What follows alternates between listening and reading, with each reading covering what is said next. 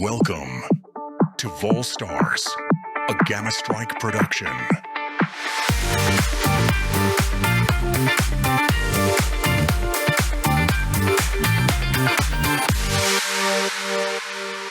Welcome to Vol Stars, where we talk everything markets and those who make them.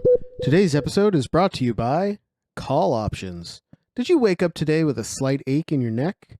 Did you pour a bowl of cereal only to find the milk was expired? Did you get coffee on your new shirt? Did you lose the promotion in your office to the most insufferable, incompetent piece of shit you have ever worked with? Maybe your wife told you she didn't love you anymore, and you aren't sure if you love her either.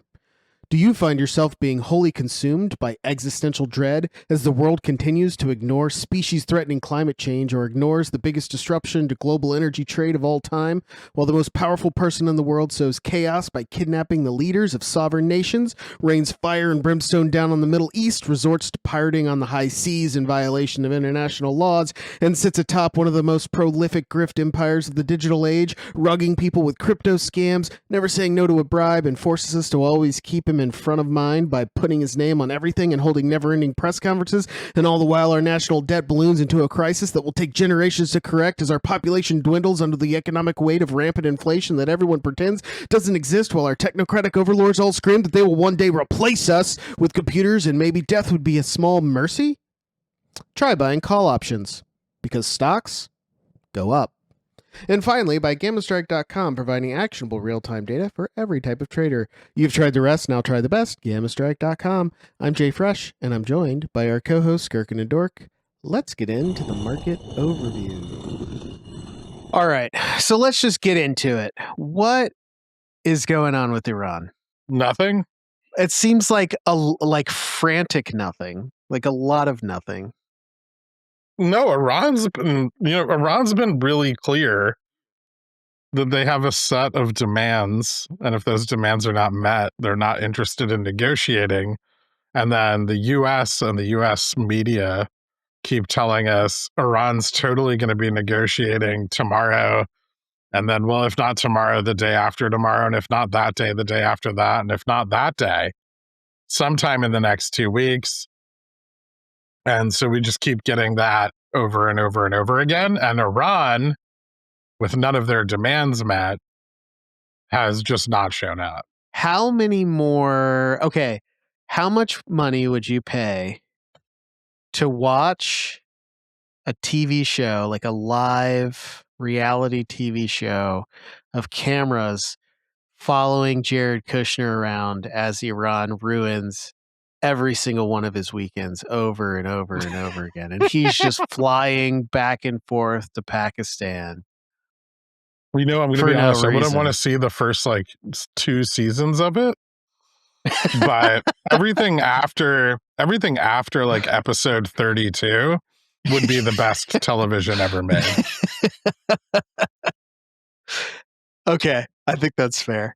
Is it just going to be him standing around like rich Middle Eastern men with his hand out? I don't know. But then no one puts money in it? I don't know. Is this like a weird Oliver Twist fetish? Not mine.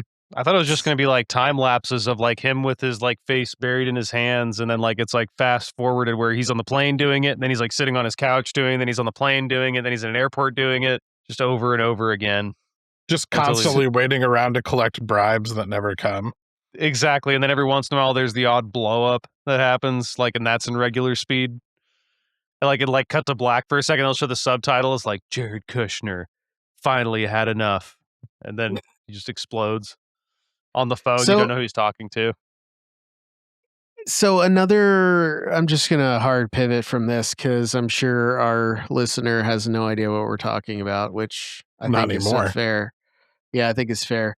But I've heard the full gamut of what is the consequence of dragging this out for as long as we have, from like the oil destruction that's already occurred is going to, end humanity as we know it, modernity as we know it, to it will have no effect at all. And the second this ends, we'll just flip a switch and we'll just pretend that nothing happened.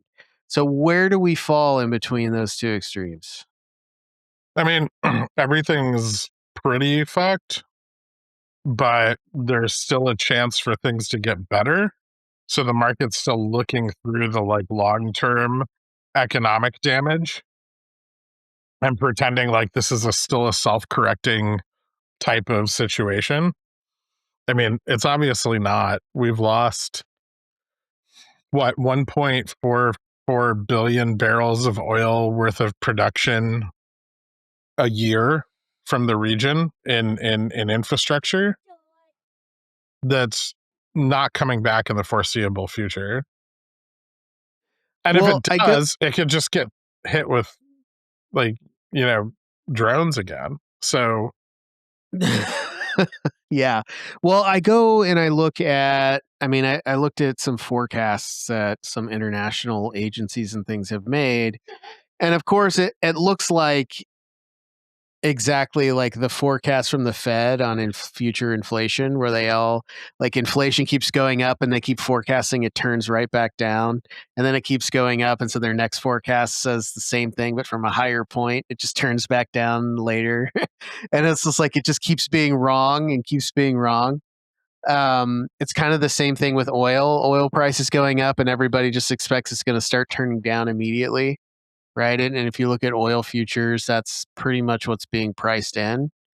But we're at a point where people are starting to say, if we hit like week 10, which would put us middle of May, then people are extremely wrong about oil for well over a month. And that starts to become something where, people were pricing in the wrong thing, and they're going to start getting their ass handed to them for doing that. Is that so? Like mid-May? Is there anything like when do people start to actually see? Oh shit! Like with COVID, I kind of think there's a lot of similarities with COVID too. Where I'm just like, well, there's no cases in the U.S. and it's like there's a case in the U.S. Oh, well, it's contained, and then it wasn't contained. It's like, oh, well, it's regional. And then the hospitals were full and just like, well, there's still room in the hospitals. And then there wasn't. People were dying without ventilators. And then it's just like, all right, this might be a big deal. Well, the thing about the market is it's forward looking, JFresh, which means you can think whatever you want about it. And as long as you're part of the group think, you'll be okay for as long as it takes. And I think there is this prevailing notion that Trump will chicken out. And I think it's just the amount of leverage into that taco trade is just, it's too great now to back down from. What is it? But what does a chicken out look like? Because Iran is still, is Iran just going to open? I mean, unless we actually just like hand Iran a pile of money and say, we're sorry for blowing you up. Here's money to rebuild. It seems unlikely that they're just going to open the strait. I mean, a chicken out to me looks like oil going back below $70 a barrel, whatever that means. what? I just don't. I don't see it. I don't see it. It may require some unspeakable acts of depravity to do. That I could see. Is there any really like actually possible taco at this point? That's what I'm trying to get at, right? I'm not Like, sure. don't we have like an taco. infinite ceasefire and we're letting tankers through on the US blockade of the Iranian blockade? And like, we've given up every inch of ground. Like, we've agreed to unfreeze their assets. We're even like talking about maybe some small scale, uranium refinement. And like, I feel like he's tacoed on everything multiple times already, and we're still in the same position, which is the strait is closed. Iran doesn't give a shit about Trump's demands, so he can't pull them back. Like him, right, here's the thing. This is where the negotiation tactic fails, is he's making demands against a counterparty that doesn't care. They don't care about his demands at all. He can't do anything to them, short of nuke them, that they give a shit about. Well, I mean, and this is that's the fundamental tactical error that Trump made, was that he, every other administration before them have all thought the same thing, which is that, ever since the Ayatollah and all that shit, it's like, yeah, they suck, but you can't do anything about it because their ace in the hole is the Strait of Hormuz, and they'll just close it and put mines in it, and now global oil trade is fucked, right? And then, Did you guys see they put more mines in the strait? of course they did. I mean, it's the only thing you do. But yeah, so he made that fundamental tactical error of assuming that he could keep the Strait of Hormuz under wraps while all this went down, which is clearly not the case, especially with their decentralized military. And they know the strategy. Those guys just know, all right, if shit goes down, go and dump mines all over the strait and basically collapse global oil trade, at least, to Europe and stuff. So that's what they did. And now we're all like, oh my God, that happened. Well, we're not all like that, but it's like, oh my God, that happened. Holy shit. So here we are. And a taco, I mean, it doesn't look like oil actually becoming normal anymore, I don't think, but it looks something like oil not being soul crushingly expensive anymore, hopefully someday, maybe. Well, Which, that was another thing I wanted to get into as well was, with the price of oil, I know like gas in my area is somewhere between $3.50 and $4 a gallon, which is elevated, but still manageable. And I think a lot of that has to do with, even though oil is priced on a global market, there are a lot of frictions right now, and the spreads are quite wide based on those heavy frictions.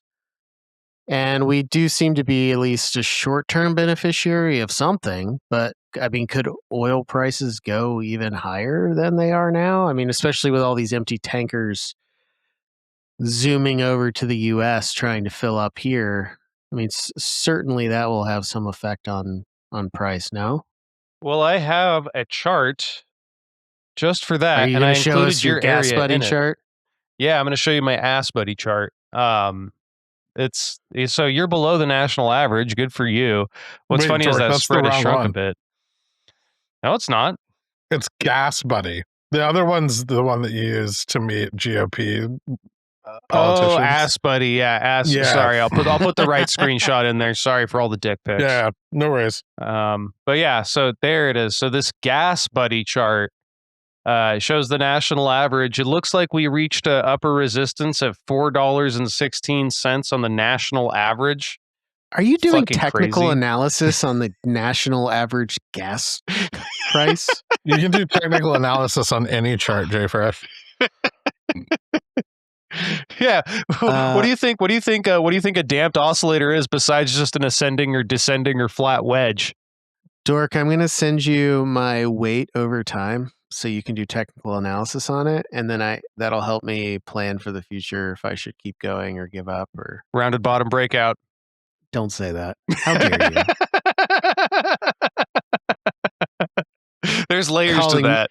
Calling my butt round and telling all of our listener that I have layers. Layers of what, Dork? All right. So yes, fine. Gas is It's super about expensive. to double top. But it has kind of flattened out. It actually looks like a Head and Shoulders. Is that flattening?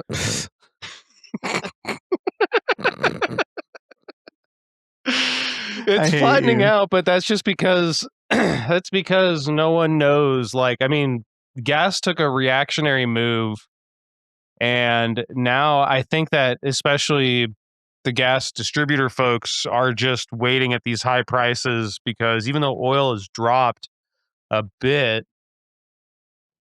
it's, they're just trying to make sure they can absorb any future losses from perhaps oil prices going to where they should be. Where should they be? With everything that's going on, I mean, $135 a barrel doesn't sound like too out of the question. Yeah, I guess I'd be interested to see pricing models that what it would take for that, right? Because I mean, you've got this is my problem with this stuff is that everybody has an opinion, and the opinion span the range of every possible outcome. And so the question is where's the rigor? Like what is the analysis that can be done to actually have some predictive value? Because just listening to even the supposed oil experts, it doesn't seem like I'm getting much clarity here. It's because, I mean, there's so much variability in outcomes that you basically just end up with a Monte Carlo, of all the different analyst expectations where they just kind of form into this distribution.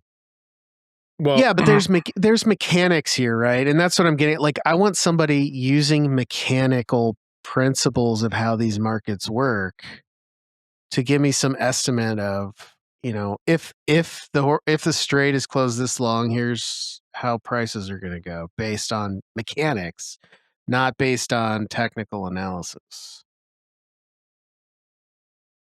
Well, I'm pretty sure Girk has done the math. Have you done the Have you on math done the what? math, sir? on the oil situation? No. Okay. I mean, I don't know, the 120 a barrel, probably for some sustainable period of time, depending Yeah. on. But there's also going to be demand destruction, right? People are going to push towards nuclear and renewables because anytime you expose weaknesses in a supply chain, you run into people scrambling to mitigate those weaknesses, and supposedly, the supply chain is more robust as it comes out the other side. But I mean, Well, you also have to factor in SPR as well when you like because if the strait remains closed for like going into next year, there's going to be releases from the SPR. sure, yeah, and We're and already and releasing. there's plenty of global oil reserves that can be used to moderate prices, but a lot of those are going to get sucked up by domestic demand. Yeah, nobody wants to sell their strategic reserve to another country when their country needs it, right? And it does look like we are selling it. So we do have an update. I know we were kind of tracking it the last couple of weeks. We started before we started really releasing anything. We were around 415 million barrels in our reserve. Last weekend we had 409. This weekend we had 405. So it does look like over the last 3 weeks we have been draining it at about 4 million barrels a week. So we have 100 more weeks at 4 million barrels a week. That's nice. But I don't know what the quality of that reserve is and what people, where it's going, right? Because I know a lot of folks say that yes, we do produce more oil than we consume. We're net exporters, but we're exporting crude and importing light sweet stuff, right? Like we don't have the facilities to utilize all of our crude in its current form and refine it ourselves. So we still are importing a fair amount of our oil. So we are connected. So the United States, I'm just looking at some oil consumption stuff. Looks like we consume 19,000 barrels of oil a day. Does that sound right? No. Yeah, I'm trying to. Are you using ChatGPT No, or I was Gemini? looking at the CEIC data. The CEIC is they look like they're some sort of data broker. Fuck those guys. What else we got? The EIA has us at about 20.25 million barrels of petroleum per day. Okay, so there you go. So this 5 million a week kind of doesn't really pan out depending on That where was we in can get our oil from. 2023 too. Yeah, so it's probably gone up a bit. Yeah. Currently, at least, the last report I can find on production damage in the Middle East shows that OPEC's production's plunged 27%, from 28.7 million barrels to 20.8 million barrels per day. Yeah, and I've got people saying that we're literally going to end up in a situation where there just is not enough oil at any price to meet demand. The International Energy Administration executive director said, and I quote, "The vase is broken, the damage is done." And they assert that the global energy crisis from the conflict has caused permanent structural damage to energy markets, which he thinks will accelerate the shift to renewables and nuclear, but it remains a critical juncture for global energy markets. Wait. Is Trump going to go down in history as the person who spurred the real green energy push? Is he going to be the greenest president of all time because of this? Probably. Wow, Honestly, what a tree hugger. Either that or because of nuclear war. He just kills everybody. That would probably upstage Obama the most with his whole picking winners and losers in the solar market, and those people he picked ended up going bankrupt anyway, and we lost that war to China and with green energy. If Trump is the one that brings about the green energy renaissance, that'd be pure comedy. I can't wait to see that in season 3 of Jared Kushner Goes to Pakistan.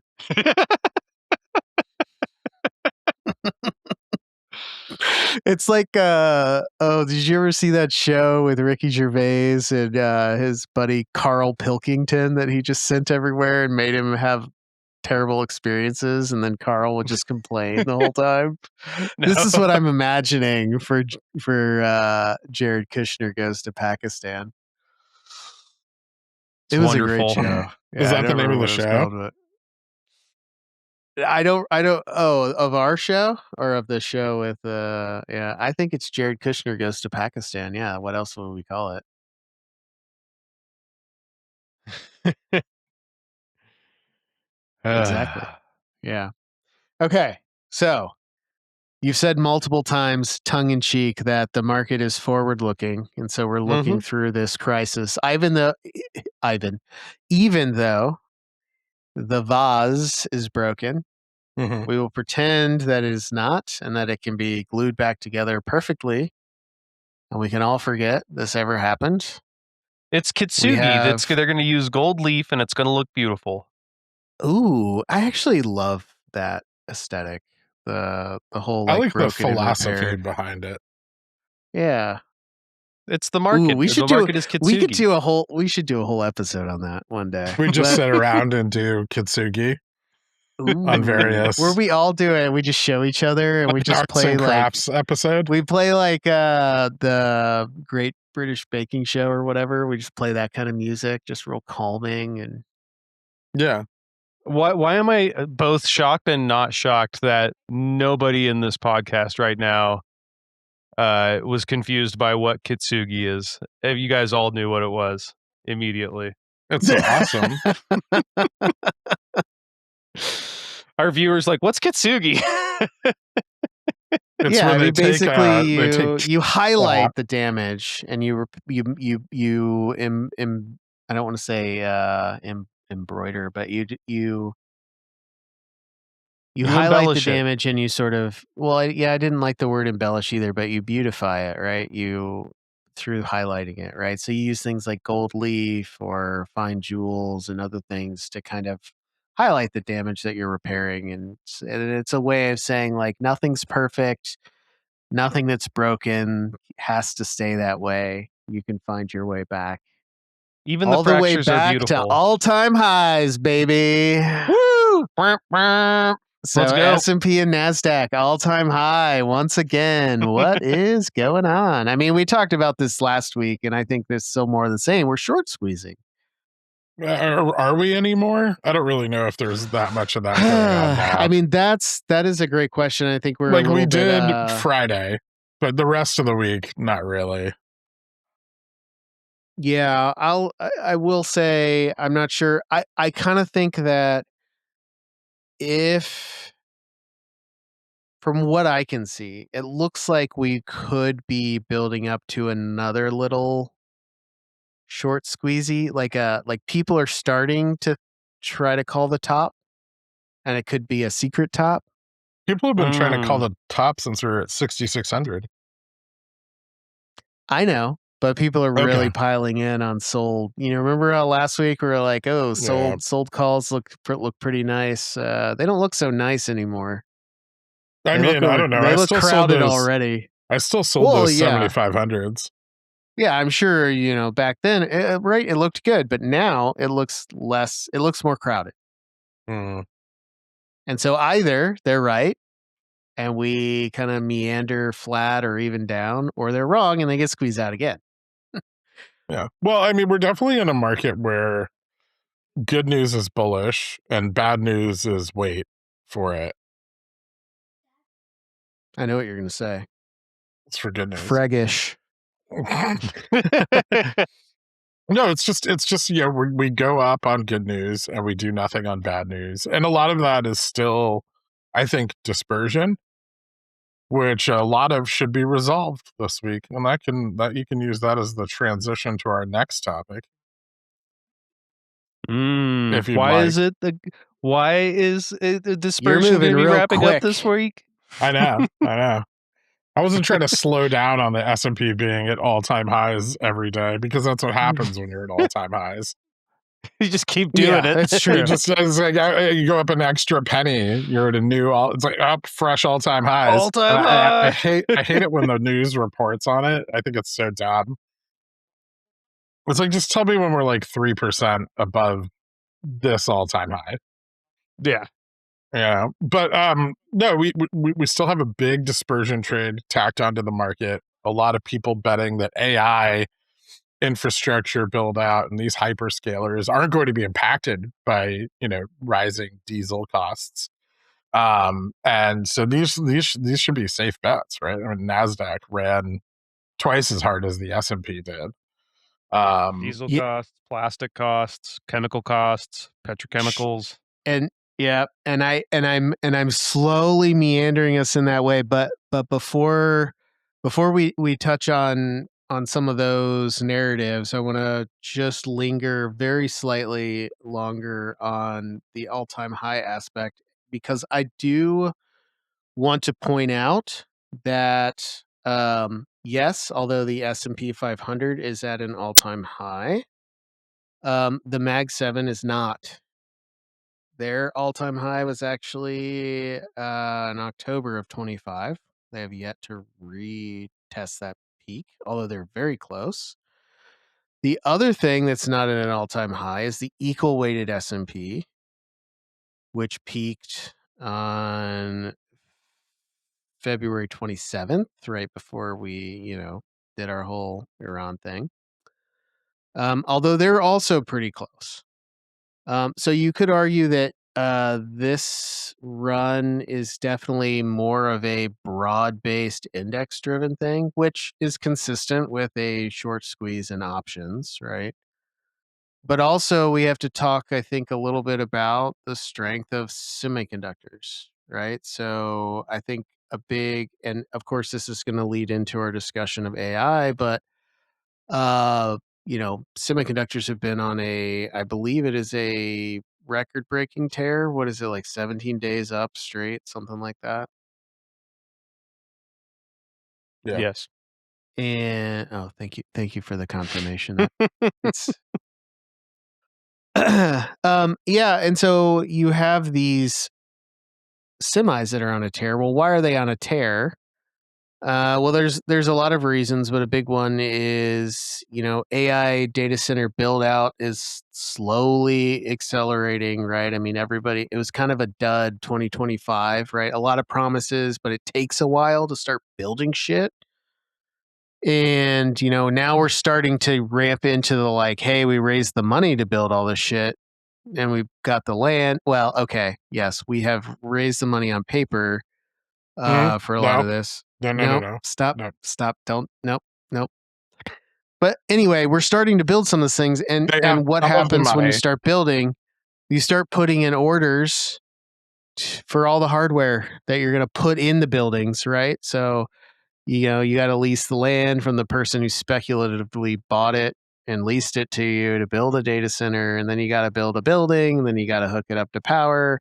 And then you start filling it up with the hardware on the inside. Well, we're starting to trickle into the hardware on the inside part for for a few data centers that are coming online. I thought know, those like, are already like stockpiled. Those have been being reported on for months. Well, so the things that are really running that have the NVIDIA chips, sure. I mean, I would love for somebody to who I would love it if our one listener worked in a warehouse where somebody's just warehousing a bunch of these chips, probably like SMCI or Dell, or someone's sitting on a bunch of these chips and keeping it quiet because they're not in data centers. They're not turned on. The data centers Tesla. don't exist. Have they paid for them? Oh, who knows, right? Who fucking knows? But what I'm talking about is all the other stuff that goes into a data center, right? Yes, you have to have the GPUs to run the AI workloads, but you also need CPUs, you need RAM, you need networking UPSs. equipment. Yeah, you need a bunch of like signal data processing shit that goes on the back end too. And so you've got tons of other hardware beyond the GPUs, and a lot of that is what's running right now, right? I mean, if you look at hard drives are a big one too. If you look at let me pull up our macro page because I noticed something fun about the top 20 options chains on the market. I think it's always interesting to see who's in there. So you always have SPY and QQQ. We pull out the indexes, but we'll leave the ETFs because sometimes an interesting ETF will pop in. Like gold is number 6, and I think a year ago, maybe a little longer, it never was anywhere close to the top 20. IWM is actually higher than it was historically as well. So we leave the ETFs in there, but if you look at just the individual names, you have NVIDIA. NVIDIA is always fighting with Tesla for the top, single stock name. Tesla actually is looking pretty rough. I mean, they're down at like 60 billion in delta on their chain. Usually it's closer to 100, which is where NVIDIA is. So I think in some ways NVIDIA is cutting into the Tesla meme. Like people are jumping ship from one meme to another. But if you go down the list, then you have a lot of the the Mag 7, Meta, Amazon, Microsoft, Apple, Google, and then things like AMD, big AI name. But then you look at what else is on this list, and you see, Micron. They're number 10. That's huge. They're not usually there. Avgo's there. They're usually kind of up there, but that's a big AI name. TSM, top 20, huge hardware. Not just NVIDIA, but they serve pretty much everybody. Silver's there. I think that's kind of the gold thing. And then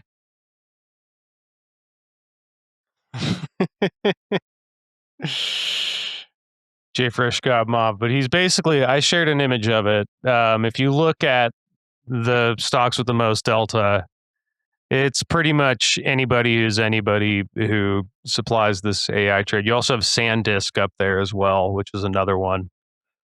So yeah, I mean, well, the only issue I have with this statement is it just feels like we're repeating ourselves a bit. 2 earnings seasons ago on this show, we talked about how the trade was going to shift to the upstream of the hyperscalers as hyperscalers started to raise funds and buy products. And now this is the third earnings season after we stated that. And this is already Micron and SMCI and Dell and all of these companies have already gotten the majority of orders that they're going to see for data centers that were set to be built out in 2025, right? And that were promised. And the fundraising has been ongoing. The CapEx drawdown has been continuous. And we saw that really bite their balance sheets last quarter. I think it continues to bite this quarter, except, this quarter we got something new. And I think the new thing is that some of these data centers are getting canceled. Some of these projects are getting scrubbed because the hit to CapEx is a little bit too damaging for these balance sheets. And I think we're going to start to see all of the hype in the trade recede as we see, not as many data centers are going to be constructed as originally planned. And I think over the next 3 earnings seasons, we're probably going to continue to see a decline in the number of data centers, projected. And, all of that goes to affect forward revenues, but it also means canceled orders for all of these upstream, all of these upstream supply providers like TSMC, NVIDIA, Micron, AMD. And so I think there's a lot of speculation in a trade that's already happened. The time to buy Micron was 4 quarters ago, not now. So I don't think that they've credits tightened. Things are more difficult. This is not the same geopolitical environment we were in a year ago when all these promises were being made. And I think not only are we already seeing more and more data center construction get pulled back, but I think we're going to continue to see that trend. And I think that trend is going to take over. I mean, you already have Meta cutting employees specifically because their CapEx is too high. And that was their announcement. They were, kind of brutally honest about it. We have Tesla CapEx up, which was not well received by the market for their earnings. And I think we're gonna continue to see CapEx up, and in the companies where CapEx has already been up for several quarters, I think we're gonna see them pulling back on planned projects. So I actually think that these upstream providers are gonna start to get hit with canceled orders, and that's going to undermine their quarter-over-quarter projections. Okay. So That's a little, valid. I a mean, little different. Yeah, so sorry about that. My house is always It's okay. fun. I got to see your angry dad face. Yeah, in case they can't edit that out, or maybe they'll just leave it in just to spite me. But so my angry dad face, was it good? Did you? Yeah, I understand why your wife and you have that chair now. We don't talk about the chair. Okay. So one of the things I wanted to get into this week in regards to AI is that, as we'll talk about in more detail, I'm sure later, we have a ton of AI names going up this week. Microsoft, Amazon, Meta, Alphabet, Qualcomm, Apple. They're not really an AI name, but we pretend we lump them in. But a bunch of other folks that are semi names that have been dragged in, like Seagate, Cadence. There's another one I saw, Western Digital, and even things like Riot, where a lot of the Bitcoin miners are trying to pivot into AI compute because Bitcoin is losing them money. There's too many Bitcoin miners to support the at the current price. And they all refuse to raise their prices on transaction fees to make up for it. This seems like a familiar theme between Bitcoin and AI. I want to speculate on something you said there before we move on. What? So, Apple has not been an AI contender. They've done what I think was the smartest move out of the Mag 7 and just stayed away from AI. largely, except where they could adapt their own products into AI products without too much overhead. And they've been real smart about their CapEx. But now Tim Cook is gone. And I wonder if Tim Cook was ousted because he's not playing into the AI theme and everyone wants him to. You think And so? I'm wondering if Didn't they put in the new product engineer that they've placed as CEO is going to be significantly more AI friendly. But didn't this product engineer, didn't they oversee like the Mac set of chips, which have been wildly popular and have done great? So you could just argue that maybe Tim Cook just wants to retire, and they gave it to, kind of did like a Jassy kind of thing. Yes, I know I could argue less, inflammatory things, but that's not what I want to argue. You're trying to be inflammatory. Yes. Okay. Yes. Yeah, but at this point, it's like, why? You're not going to outcompete. You're not going to make a better model than OpenAI or Anthropic.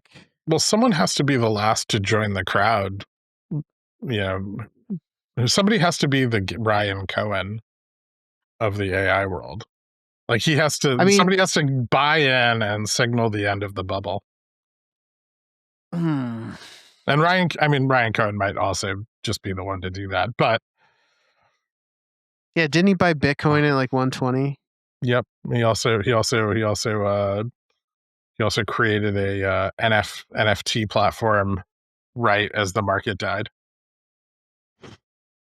Yeah. Okay. So I want to go into a lot has actually happened in AI, and I know you guys try to keep me away from AI. So today I'm just going to do a huge dump of all the things going on in AI and why I think it's connected to really just like the entire global economy at this point, and how I think, consistent with what you were saying with the data centers being delayed, many of them being canceled. I think it's all kind of connected. So let's just do a lightning AI round, and let me just go through the list and we can comment where necessary. The first thing that I want to bring up is SoftBank is, I don't know what's going on over there at SoftBank, or how they could have maybe not foreseen this happening, but SoftBank is once again hitting quite the liquidity crunch. So they are going, they're basically going around and asking for loans to cover their loans, to cover their payments to OpenAI and a few other places, but mostly OpenAI. So I want to read this to you. This is from Japan Times, which actually had a pretty nice, succinct article with a lot of good information. SoftBank recently signed a $40 billion bridge loan with banks to manage liquidity. It's a temporary solution where the jumbo debt will be due in 1 year. So it's a 1-year temporary loan. It says jumbo loan. I'm assuming it's gonna, the rate will blow up at the end, or they'll just be forced to pay. Credit markets are puzzling over how Sun plans to manage his company's cash flow. Its 87% ownership in ARM Holdings, worth about 150 billion, is by far the biggest asset. But since the chip designer stock has so little public float, it doesn't serve as good collateral. They might only be able to raise another 5 billion if it increases an ARM-backed margin loan, assuming a 20% loan to value ratio. So they've already leveraged their ARM holdings a lot. 5 billion, not enough to manage like the tens, dozens of billions of dollars that they've thrown at AI.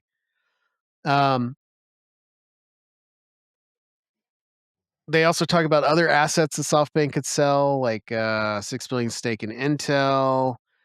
But there's not a ton left, right? And so what they're doing now, what they're doing with their current 10 billion margin loan that they want to get, What do you think they're using as collateral to try to back against that margin loan? Because things like ARM and their other things are just not large enough. There's not enough meat left on that bone to collateralize that any further. So what do you think they're using to collateralize for this loan that they're trying to fill? NVIDIA chips they haven't bought yet. Kind Probably just of, getting but a no, loan it's to pay worse. the interest on their other loans. Right, but what are they going to use as collateral to try to get people to give them the loan? Oh, what are they going to use as collateral? Yeah, The loan, the Ownership loan in itself. OpenAI. yeah. Oh shit! Yeah. So it's essentially the same game. OpenAI now? Yes, You got to be fucking shitting me. Who the fuck They're is taking trying a to. loan on that? Okay. Wow. I don't know. Where's the default? We need to get in on the default swap market for this. Yeah, I mean, Dork, go start. just I'm going to send you some pigs. What am I going to be a pig farmer now? Yeah. Yeah. No, you've always been a pig farmer. It's generational. You've been doing it on the same land for 25 years. yeah. So there's a lot of. How long have your parents lived in their house? Can we send some pigs there? Sure. This is my AI lightning round. This is not Dork's pig round. Listen, we need to get an ISDA, and this is the only way I know how. All right, Dork, buy a couple pigs. We can get $10 billion for. They have some chickens Wait, already. What if the pigs get into your neighbor's meth farm? Because we don't care about the pigs. We want to trade the credit This default sounds like swaps. you remember there's on a non-public from the makers. company. Have you seen Cocaine Bear? Do you really want to live meth pig? I've seen pigs on meth. So have you ever been to a Walmart south of the Mason-Dixon line? Oh, hey, I lived there. I know. That's Awful. offensive. That's rude. We're people What? too. What if our viewers from there, Girk? You ever think about that? Yeah, our viewer could be from south of the I'd Mason-Dixon say it to line. his face. All right. Okay. Well, the reason that I wanted to highlight SoftBank is because I think this is just a wonderful example of the anxiety that is currently present in the AI investment market, primarily because it is sophisticated private investors currently, mostly, and large Mag 7 folks who are just trying to, circular deals to make sure that their chips are at full capacity, right? Because they don't have any use for them because the only people using AI compute are primarily Anthropic and OpenAI, and then everybody obviously who's using their models. I don't think there's a whole lot of other players that can really compete meaningfully in that space, right? I mean, I guess like Suno and a couple of other people, but I mean, for the most part, it's people using chatbots to search things, right, and ask questions. And so all of these source investors models are like just as good. Well, sure, yeah, but all of the investors are at a point where they're all tapped out, right? They have all bet the farm on OpenAI and Anthropic, all of them, like, and even the hyperscalers. The farm's been bet, and they all want to get out. They all want to make sure they get their pay, and so Anthropic, OpenAI, and now even like XAI through SpaceX, they're all racing to IPO to be the first one to market, to get out. They want to dump their bags. Because where else are they going to go, right? We've reached the apex. The only bigger prey, the only bigger sucker is us. I mean, if you can collateralize a loan with OpenAI ownership, you can to give money to OpenAI. Yeah, you can effectively divest yourself of all your OpenAI. Effectively, yeah. It might be the best way to sell it. actually. Well, we'll see What if he's SoftBank successful. is selling their OpenAI? What if that's what they're actually doing here? They totally plan to default on To these loans. who? To who? Whoever's dumb enough to they loan them money were- against it. I would be interested to see if somebody is actually dumb enough to do it, because they were already sort of the OpenAI buyer of last resort. They came in and basically gave OpenAI another year when they were almost dead in the water. But in regards to this rush to IPO to get this exit liquidity, we've had a ton of things happen and a lot of interesting marketing claims that have come out. I guess I should go in order, even though I posted these out of order. But the first one was Anthropic released a new model, Mythos. And how did they release it? They released it by saying, we can't release this to the general public. It's too dangerous, which is the same thing that Dario Amodei said about ChatGPT's GPT 2.0 when he worked at OpenAI and they released that. And if anybody wants to know how dangerous ChatGPT 2.0 was, there's a great subreddit where basically the entire subreddit, all of the posts and all of the comments are generated by ChatGPT 2.0. Hasn't that been around forever? Yes, It has. It has. Oh, okay. Yeah. Yeah, so you can go on there and you can look at all of the random stuff that it posts. I mean, I think at this point, comparing, any of these GPT models to like Skynet is just an advertising tool. Like, oh my God, our next model is so dangerous that we can't even release it to the public. Is just Our is model just is a so way to get dangerous we people to deleted it. buy it. I found that the subreddit simulator, I found a better one. This one was actually made Ron, I'm posting this so you have it. The one that I was looking at that's specifically made with GPT-2, which remember, Dario, who knows? Dario Amodei said, this model is too dangerous to release to the public. It's r/sub simulator GPT-2. And I'm just going, so they stopped posting things from 2 years ago because, what's the point at this point? But let me read you the last post from 2 years ago that was on here. Oh, wait, this is on best. Let me sort by new. It's a tale from yesterday's call. I work as a student support rep at a university. I've been working as an admin in IT for over a year now, and although the IT support I receive here is always top notch, I sometimes get to deal with some of the most irate users out there. However, one call that I just had this morning was something I had never seen before. After I'd received a call from a student who had had some troubles with the school's Wi Fi, I decided to take a look at the situation. I had already fixed the issue, but it was because the laptop's wireless card had been bad for some reason. So I decided to check the card in its usual location. Upon searching for something, I quickly found the culprit, a small but stubborn mouse. Dangerous. So dangerous. And then Danger you mouse? see and it continues on, but like Please the don't comments are read also me fun any too. more of that prose. It's atrocious. I want a new mouse. I don't care what the price is. A new mouse is the only thing they want. And then he responds, I always love these types of users. And this is all just the bot like commenting to himself. And so what does this sound a lot like? This sounds a lot like, what was it, Moltbook? Like the Sounds open like claw JD shit. Salinger writing stories of customer service.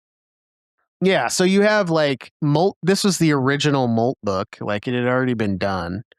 Except that this one doesn't, it's like you literally can't, like humans can't post, whereas like half of the Moltbook posts were just like humans LARPing as AI bots. So weird fetish. So a lot of people want to be AI bots, which I guess more power to you. I mean, I'm not I going saw to somebody at a board game store hanging out with his AI girlfriend who he was carrying around on a tablet. I chose All to right. Well, I mean, ignore him, but You should have chose to engage with him. You could have made a great friend. That's very close-minded of you. yeah, no, it was. Anyway, okay. So Dario Amodei said this, what I just read to you, an example of, and you can go see more, is too dangerous to release to the public. Well, sure enough, Mythos also too dangerous to release to the public. And why is it too dangerous to release to the public? Because it found some vulnerabilities in FreeBSD, whatever it's called, that could have taken down. It was too dangerous, right? So, like, I guess like Netflix, a couple of people built things on top of this, but it found kernel level bugs, and they did a whole like jazzy thing that's like, we can't release it. What was it, Operation Broken Wing or Glass Wing or something like that, So it's and we going to got be all out the biggest next week. well, hold on. So they brought in like all of like the biggest, coding outfits in SaaS, and like we're forming this coalition to like make sure that this is used for good. And Operation Glasswing is, we're doing this for good. And like a week later, the source code for Mythos was leaked because some hackers just guessed where they thought it would be located in the file structure of the website. And then other vulnerability researchers then came out and said, yeah, the way that they found these bugs was they said, go look in this place for this bug, and it found it. And if you give the same prompts to just even like the open source ones, like you said, like the free ones, like DeepSeek and others, or cheaper ones. I know DeepSeek's not free, but also found all the same vulnerabilities. And those vulnerabilities are not exploitable remotely. So all just like marketing bullshit, because they have to race to IPO and they have to give the illusion that things are getting better. Piggybacking off of that, OpenAI released GPT 5.5. We're not releasing new GPTs anymore. We're releasing. Are you telling me to hurry up? Or are you telling me? No, He's it's calling like it a little That's woo. the whoopee. Woo. I don't know. It's about to get offended there. I was like, you're gonna let me do this, because you never let me do this. This is what happens. I directly This is try what to prevent happens. you from talking about AI as much as possible. Right. And this is what happens. You get an It just all explosion. builds up Wait, like so diarrhea. do Okay. you guys remember back when major versions were a thing, like with software, where it was like you went to 2.0, it was like a breaking change, and like it was just this whole new thing, and now we're going from fucking Yeah, but I also remember GPT getting 2, like 3, 4, 69. No one gives a fuck about the major version. It's crazy. Well, I also remember going from like 2.0 to 2.1 to 2.11 to 2.114 to like 2.13722.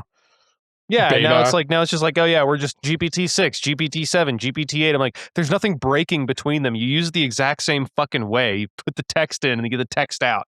The hell? Why are you They're doing all that? identical. Yeah. You know what's going to be weird? When I'm 80 years old, God willing, I make it that far, I will be purchasing and using an iPhone 57. Damn. You don't think Will you'd you be have using it? switched over to the Android army by then? Or the jitterbug? I don't know.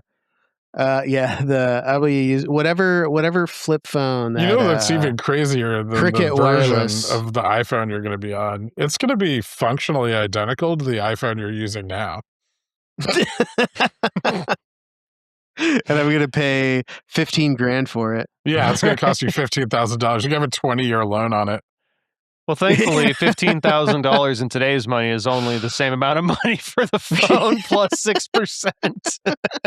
But it's not inflation, it's productivity. Anyway, okay, so GPT 5.5 comes out, and we want to compare this to, I guess, GPT 5.4. What's the change log? So they Fuck ran. you, that's what it is. They ran all the benchmarks. They did their benchmaxing thing, I don't know what any of these benchmarks do. We all know how I feel about these fucking benchmarks. I Nobody just want to cares know what they do. how much lighter on compute it is than 5.4.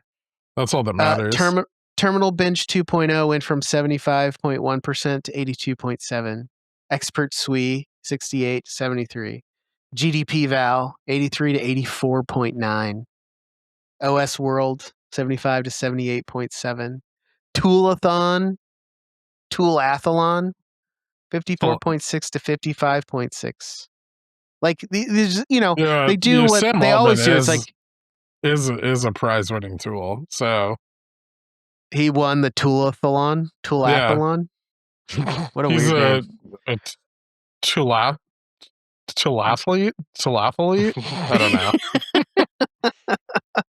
know. Yeah, they do what they always do. They benchmark max, right? They just make sure that they train the model and reward it enough to do a little bit better on these benchmarks that they've all reverse engineered. Like the Have you day guys these ever things come thought out. that instead of making a new model, it's been GPT 5.0 for the last 6 months and they're just slowly overclocking their H100s every time? So I don't even think it's that. Honestly, I think they're just training for the tests. I think the tests are worthless, but they are, they're showing that, hey, we're still going to spend a ton of money. This was a huge model, right? The Claude model was a huge model. I think somebody said it was like 10 trillion parameters or something like that, which is just insane. And these models, they're like percent here, percent there, better on benchmarks that they're already gaming. And so you basically have models that are not improving at all. And right now, all of these labs are freaking out because they're trying to run to this IPO. The models are too expensive. They're sick of losing money on them. They can't lose money on them forever. So they're all trying to see how much can we secretly, nerf the thinking, nerfing other things without our users being made aware of it. At the same time, they're raising prices, trying to control costs in any way possible. Or they're just cutting token counts. On the other side of it, you've got the hardware folks raising prices on H100s, A100s, all of them, right? And everyone's just like, oh, look at all this insane demand. The prices are rising because demand is outpacing supply. But if you think about it from their perspective, they're already losing money, and now they have to pay more per hour on the same compute they were using before. Right? To me, it seems like people are unwilling, at least on the hardware side, to keep subsidizing the hardware costs because they're running out of room. And that's going to put the squeeze on these companies. And so all of this to say, what I'm trying to argue here is that we are coming to a head, right? Everybody is running out of money and everybody is trying to dump their bags, and they're trying to do it this year. And I think that Elon Musk might be the one to do it. I think Elon Musk might beat both of them to it. Right? Win the XAI bag is dog dump shit, race. right? Nobody uses, the only people who use Grok are idiots on X that ask Grok to confirm some Grok, post, is this which, true? yeah, and it's just Grok, like, can you of course, put JFresh in this bikini? oh, Grok can do that. Yes. Tastefully too. I actually, yeah, put me in a bikini. I'd love to see it. Yeah, Dumb. but I think he's going to win because he is the king. As good as Sam Altman is at grifting people, Elon Musk is the king grifter, right? He can raise more money than God, no matter how many times he fails to deliver, right? He'll always find another sucker. And I think that SpaceX is going to take a huge chunk of that available capital, whatever capital exists, away from the other competitors. In the meantime, Elon Musk has got OpenAI and Sam Altman enthralled in, court cases over ownership of OpenAI and all that, which is going to complicate their IPO. And I think most of it is just just to kind of throw a wrench in their strategy so that XAI can beat them to IPO. And their IPO is going to be one of the biggest IPOs of all time, right? And it's just this massive thing that's going to suck a bunch of cash away from other places. You merely adopted the grift. I was born in the grift, molded by it. But the last thing that I want to talk about is this, and this kind of gets back to like Mark Zuckerberg and spending money. Fuck me, Zuckerberg. We're back. Is this idea of token maxing? Have you guys heard this term? No. I can already tell I don't like it. So the large software outfits, they like some of them. I think Meta is one of them. They have leaderboards. Who can consume the most tokens? Literally, who can spend the most money?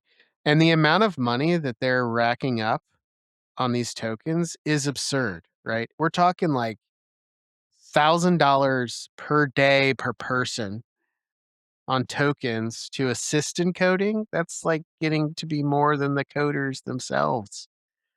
And they're all turning it into a game. They're just burning money. I mean, I saw there was there's this. It was interesting. I saw this the other day. There's this small company. I think they're called Semi Analysis or something like that. They do analysis on the semiconductor industry and on the AI industry, and they sell that analysis to people. But the CEO, published their token maxing numbers, and they were spending like $10,000 a day. A day. There's like 100 employees. $10,000 a day, a fucking day. And the thing that he was saying was Claude Opus or what? Either I can't remember if they use Claude or GPT, but Claude Opus or GPT, the newest one, saved their butt because it cut their costs for their token usage from 10,000 a day to 5,000 a day. And he's like, I was going to go bankrupt if I didn't do this. But that's still 1.5 million a fucking month, dude.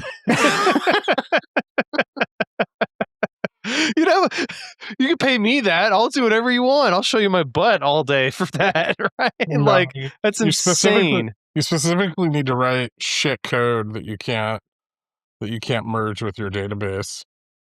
Yeah, but this is okay. So I wanted to highlight this is what token maxing is getting people. And I want to. Oh shit! Where did I pull this from? This is from TechCrunch. So the data from across the industry tells a consistent story. More code is being written, but a disproportionate amount of it isn't sticking. GetClear, a company in this space, published a report in January that found AI tools increase productivity, but also it showed that regular AI users average 9.4 times higher code churn than their non-AI counterparts, more than double the productivity gains the tools provided. Another company, Pharos AI, that does analytics. Wait, that's why are they saying it makes you more productive then if you have higher code churn right? and you're less productive? So this other company found code churn that they define as lines of code deleted versus added increased 861% under high AI adoption. Another AI intelligence platform, Jellyfish, found that the engineers with the largest token budgets produce the most pull requests, which are proposed changes to a code base. But the productivity improvement didn't scale. They achieved 2 times the throughput at 10 times the cost of tokens. So the big finding is that the tools are generating volume, not value. And I don't think that this should surprise anybody, right? Because this is what the technology does. It creates output, right? The job of the technology is you give it some input words and it creates an output of the most likely kinds of words and in the order that you might see if you ran into that input of words in the wild. And they they literally throw in random number generators and things to make the words different every time. So does this mean that the exponential graph we talk about, where the X chart is cost of tokens and the Y chart is productivity, is actually the X axis being the productivity and the Y axis being the cost of tokens? essentially. Then you Yes. just dump And tons of let money me into it ask for you no th- reason. Let me ask you this. If the cost of the labor goes up 10x and the output goes up much less than that, does your productivity go up or down? Oh, it's going down massively. Yeah. Yeah, this So- is. I mean, this is what we were hearing from businesses going into the start of 2025, that they were using AI products, but they were not getting anything out of the AI products. But now they're Of using any them discernible even value. more Yeah, well, they're to paying the point more that they're too. spending more than the actual people that they originally employed, and they're still not getting out. Right? I mean, I don't think anybody would look at any of the software they're using today and say, this is much better than it was last year. Yeah. I mean, they're looking at it and being like, why does Excel not plot the plot if I add a series until I close and reopen the file? Right? It's just like these weird bugs that are showing up everywhere. It's like, why is Amazon down for 10 hours? Because the AI decided to delete something and rebuild it. So here we are. We're at the point of max absurdity where people are already spending more money on AI than the people that they were supposed to replace, and they didn't replace the people, and the output isn't any better. In many cases, it's worse. You've got nobody has any more money to dump into this. So everybody's raising prices and trying to capture, actually get to like, profits, if not break even, because because nobody has any more liquidity. They're trying to leverage their loans to themselves to get more loans. And you have on the back of this, an economy that is basically the only reason that the GDP is positive is because we're building all these data centers. And you've got this oil crisis where the cost of all of the data centers are now going to cost more than anybody raised money for. So what the fuck do you think is going to happen here? Right? You're just going to run into, wishful thinking meets reality, and reality's going to fucking win. Sounds like S&P 500 to all-time highs for the next 3 quarters. Probably right. There's you know what, the what you're pointing at though is a little more painful than that, because of all this good money chasing after bad investments and not being able to pan out the way that anybody expects. I mean, and you've brought this up with the whole internet analogy and everything too. Like, at least with the internet, the infrastructure and all that was good to go. But with these AI data centers, I mean, I don't think all the universities in the world using them for all the research they want wouldn't even put a dent in the initial investment they're trying to recoup and all of this shit. Yeah. If it only makes sense, so as somebody who knows a thing or two about university compute, I actually was in a call the other day talking about compute for some atomistic simulations that we would love to run in a perfect world, but we are heavily compute constrained. It's one of those things where it's like, yeah, we could get a nanosecond of atomic simulation in this space, but it'll take us a week of simulating for 1 nanosecond, right? And we would love to have microseconds, if not milliseconds, right, in a one day, right? So you're talking about, a million X more compute would be revolutionary. But the only way that that's going to happen is if the cost of compute goes down a million X, right? Or at least, thousands of X. And if the hard and if the only way that that can happen is if the hardware cost comes down. And I think that's what people are missing is everybody's paying a shitload right now for hardware because they're all assuming, oh, the software is going to get orders of magnitude more efficient. These LLMs are not getting more efficient, guys. They're already not, right? Everybody's pushing on bigger models because they know that they don't get more efficient unless you sacrifice quality. The only way to get more quality is not to make them efficient, it's to make them bigger. Or else you lose generality, right? You're going to piss a bunch of people off because the thing they used to use it for sucks now. Well, And too bad, JFresh. We can't revolutionize material science because we got to make chatbots that make people feel special. we can Get fucked. after the bubble pops and everybody's selling all this hardware for pennies on the dollar. I think there could be an opportunity there, but only after some people lose their pants on this. Oh yeah. Oh, but I think that's an important thing, especially right now, as everybody's buying up semis and buying up hardware, is that the hardware is too expensive, and there is no solution that makes any of this other stuff work unless the hardware's a lot cheaper. And if the hardware's a lot cheaper, you own the wrong stocks. Yes. So it's a self-defeating thing, right? And it's largely based on the fact that these models are not efficient. These models are not competitive with human intelligence. And I'm not, I know humans are not, there's a lot of dumb humans out there. I think Idiocracy is a prescient look into our future. I make no qualms about that. Yeah. I make no qualms about how stupid people are, including myself. I think all humans were hopelessly stupid and we do the best we can. That being said, we're very efficient and we don't know how that works at all. And these models are not that. And they are inefficient. They do not scale gracefully at all. And there are no magical efficiencies coming. What you see today is what you're going to get from these statistical models. And so, I think there's just going to be a rude awakening where people got latched onto these things, they got addicted to them, and the costs are about to go up 10, 100x. And everybody's just going to lose their shit. It's going to be great. Yeah, talk 'Cause the about demand hardware- destruction. The hardware is too expensive for what the software is able to provide. Yeah.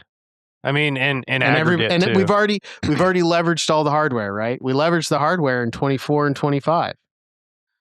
Now we're leveraging the software on top of the hardware.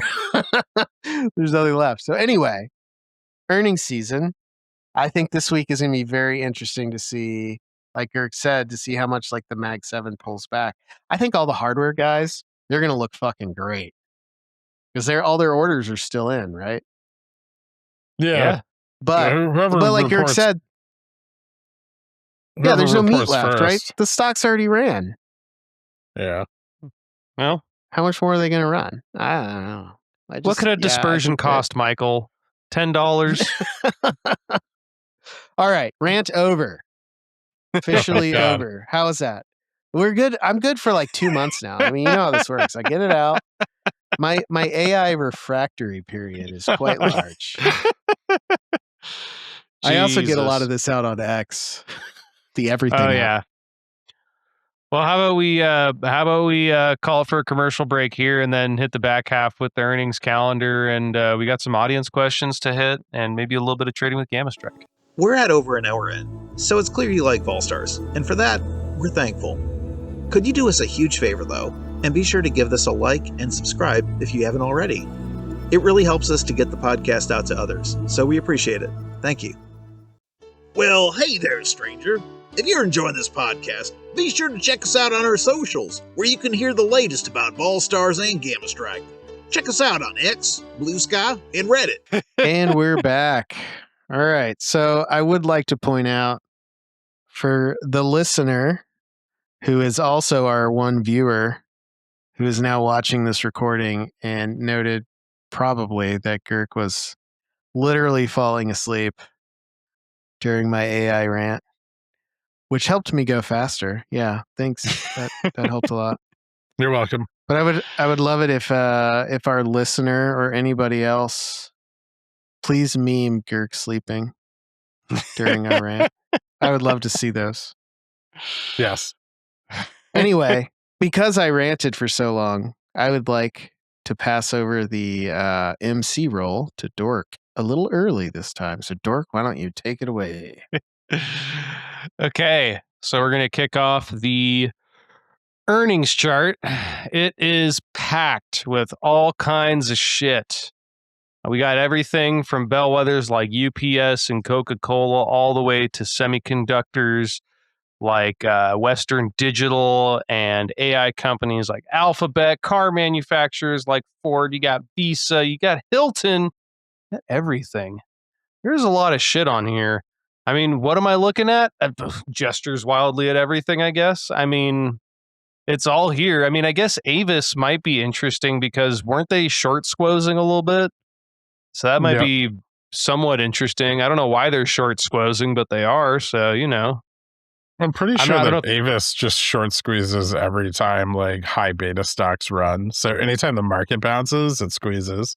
Okay, so then I don't care about their earnings anymore. But there's other ones I do care about, like UPS and Amazon to some extent. And then we've got a couple others as well. Qualcomm, definitely one to look at. Merck as well. So, I mean, there's just so much going on. It's going to be interesting, and ultimately, it should lead to at least a little bit of breathing room developed in the whole dispersion trade as well, and we may get a little bit of mean reversion finally in this all-time high market that we're in, because we love talking about all-time highs. Um, but what about you, Girk? What are you looking at in particular? Ooh, huh. I mean, I don't. I'll be honest. I don't care that much about Mag 7. But they're gonna have the greatest impact, but I don't think they're gonna be super telling on anything. Maybe Visa. I'd like some insight into consumer spending.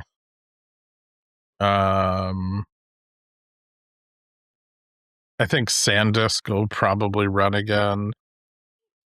I want to know how Lilly's doing with like the oral semaglutide.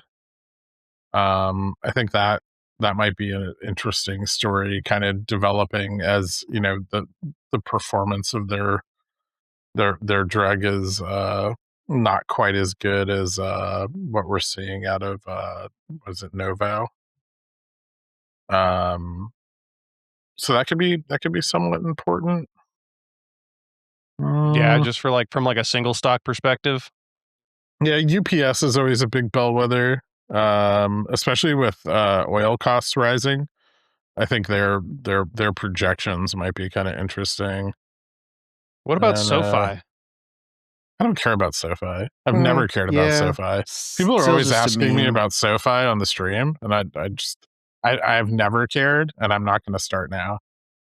Well, apparently they have one of the highest yielding money market accounts out there, so that's the only reason I ask. No, so they give a little bit of their edge back. Yeah, right. I mean, That doesn't matter. I mean, brokers are probably higher. What's interesting is they're actually down around 47% from their high, so they're middling again, which makes me somewhat interested, but does That's that because mean I'm going to load credit's up? been getting tighter. Yeah, exactly. That doesn't mean I'm going to load up on them, probably not, but I might look at them. What about N phase? If everyone's going to start trying to re-kick off solar projects in order to manage the instability in energy markets caused by petroleum. As a single stock pick, it'd be That could be interesting. interesting. Yeah. Yeah. Are they on this earnings? Yeah, they're Tuesday. I'd like to see what they're up to at least. Seagate will probably do well. Yeah. I mean, like we said, anything upstream from the like the AI play. You know who might be interesting too is Hilton. Yeah. Because of all this stuff with travel costs going up, be interesting to see Hilton kind of talk about that. So, because if travel costs are up, then people may not be getting the flights and the hotel rooms that come along with those flights. People weren't staying in the hotels anyway. Yeah, it's no, they funny were. because yeah, but like the hotel, like in the CPI data for a long time, the hotel cost was dragging down CPI because people weren't staying in them. Hmm. Well, maybe it'll do more of the same. People prefer to get their bed bugs from Airbnbs. Yeah. I mean, we also have ConocoPhillips, Valero, Chevron, It's Kanoko. whatever. Conoco, Bonobo, Phillips. Yeah, we got those guys coming up as well. Chevron on Friday morning. That one might be interesting. ExxonMobil as well.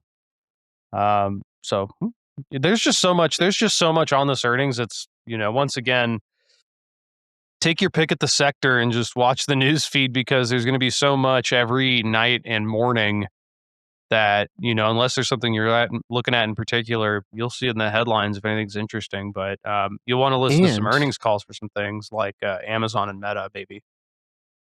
For our listener that's really into diarrhea, we have Chipotle. Good old Chipotle. Yeah. So if you love burritos that make you shit a literal burrito, there you go. I recently retried Chipotle, and I think I got lucky, but it wasn't as bad as I remember the last time eating it being. How much It was blood like- loss did you endure? It wasn't good. It did not cause any disastrous effects to my gut fauna. Yeah. Yeah, interestingly enough, I Fauna? knew someone who... What lives in your gut? Fauna, duh. Yeah. And flora. Yeah, both. Jeez. Yeah.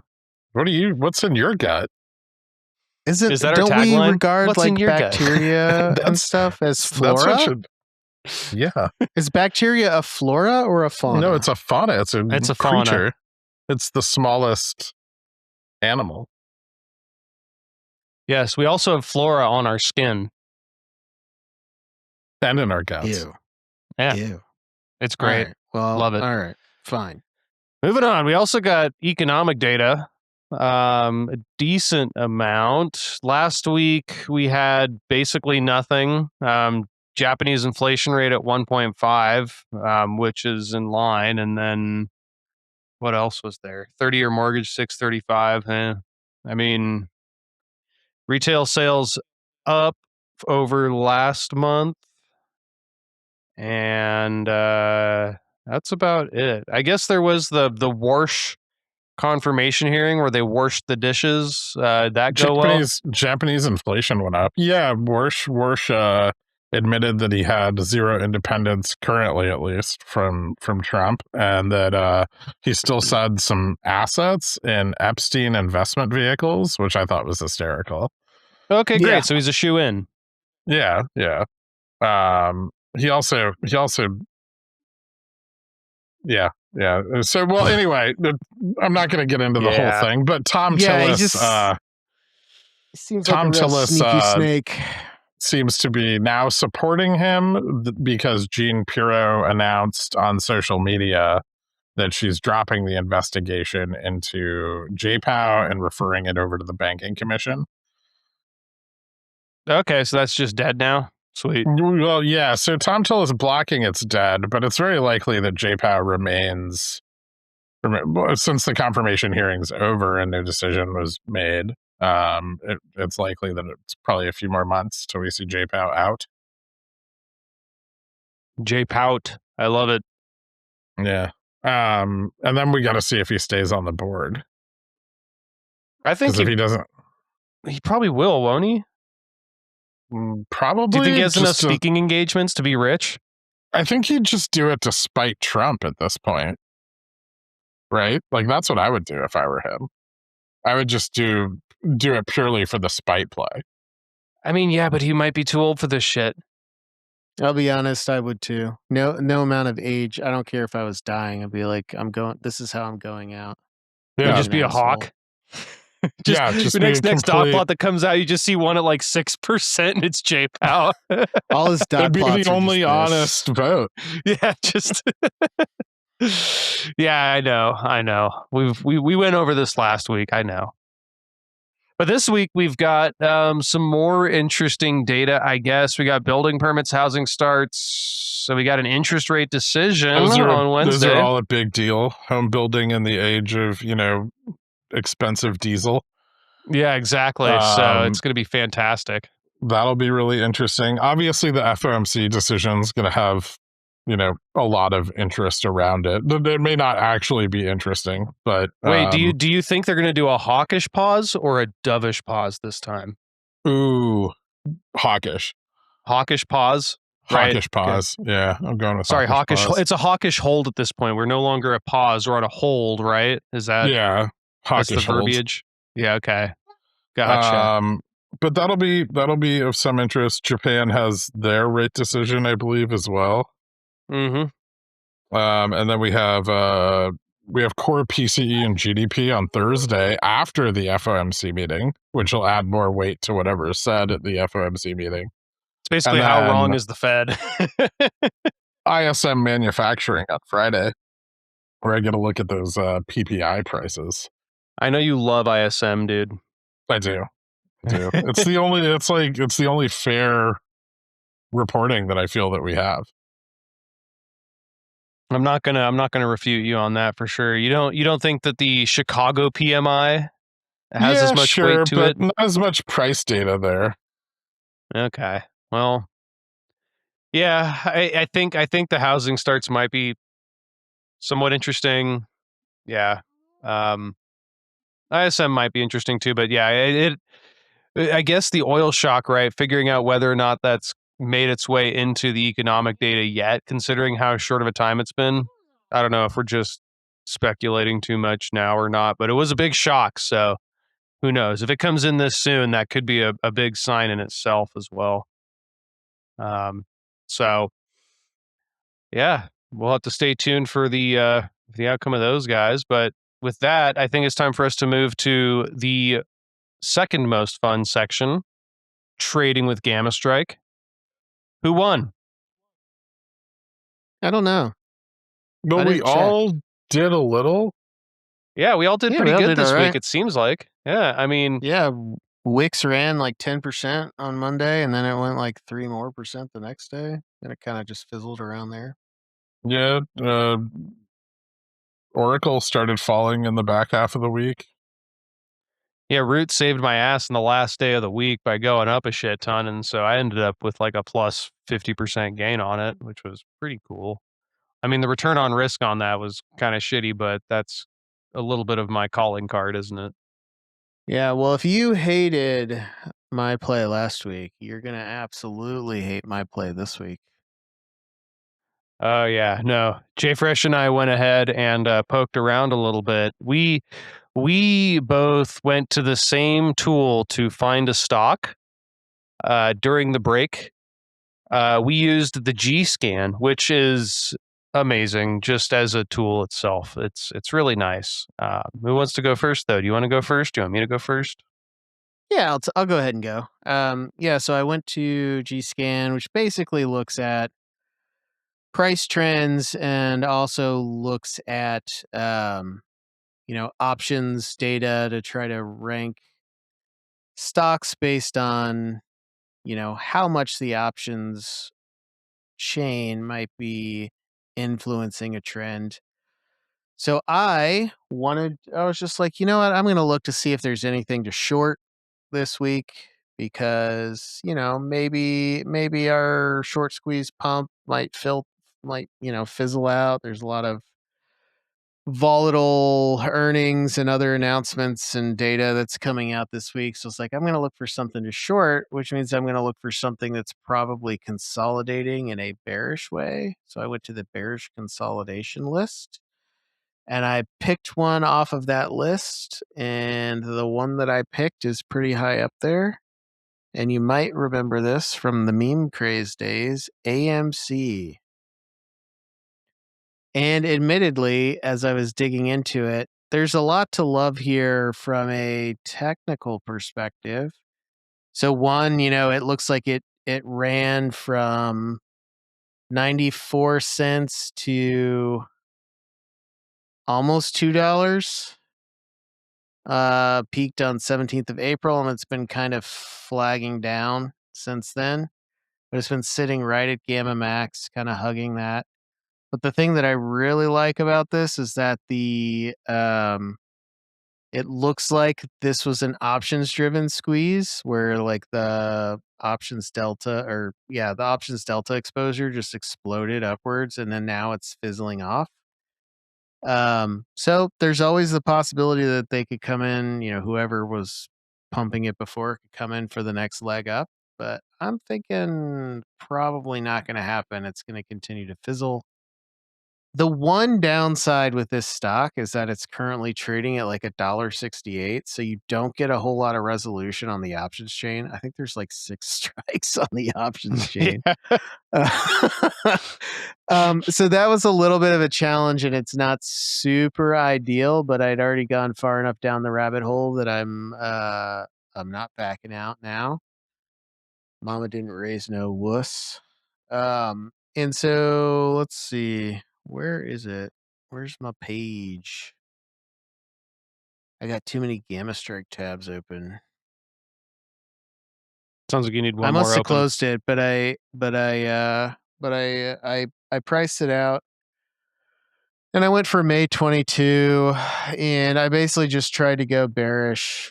I wanted to do a bearish reversal, but I didn't want to take on unlimited risk, so I just used spreads.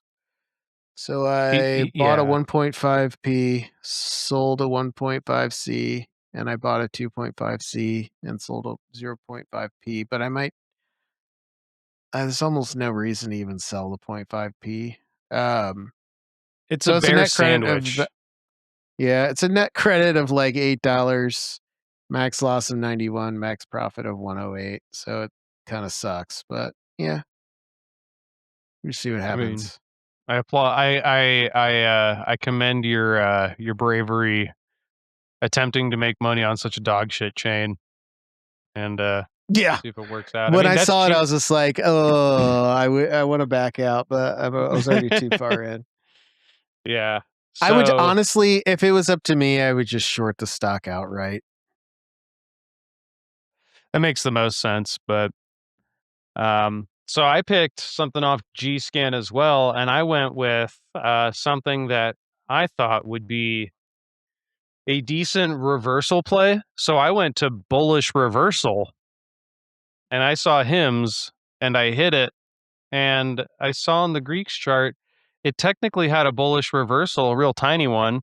Looks like it's in bullish consolidation, but it's trading right at Gamma Max, and delta exposure isn't really increasing on it. And so I thought to myself, well, flat or down sounds like the play. So I went ahead and did I believe this is an iron butterfly with a put in the middle. And the whole idea behind this was, and I actually picked the strikes such that they're kind of geared for the zone between gamma max and delta neutral. If you look at the profitability curve I slapped together on this thing. So if there's any sort of pullback, I should be walking away with a little bit of profit on this thing. If it closes around $25 at the end of next week, then I should be sitting pretty. But yeah, it was. I don't know if Gamma Max is going to go up above $35, and so that's kind of where I put the upper limit on the position.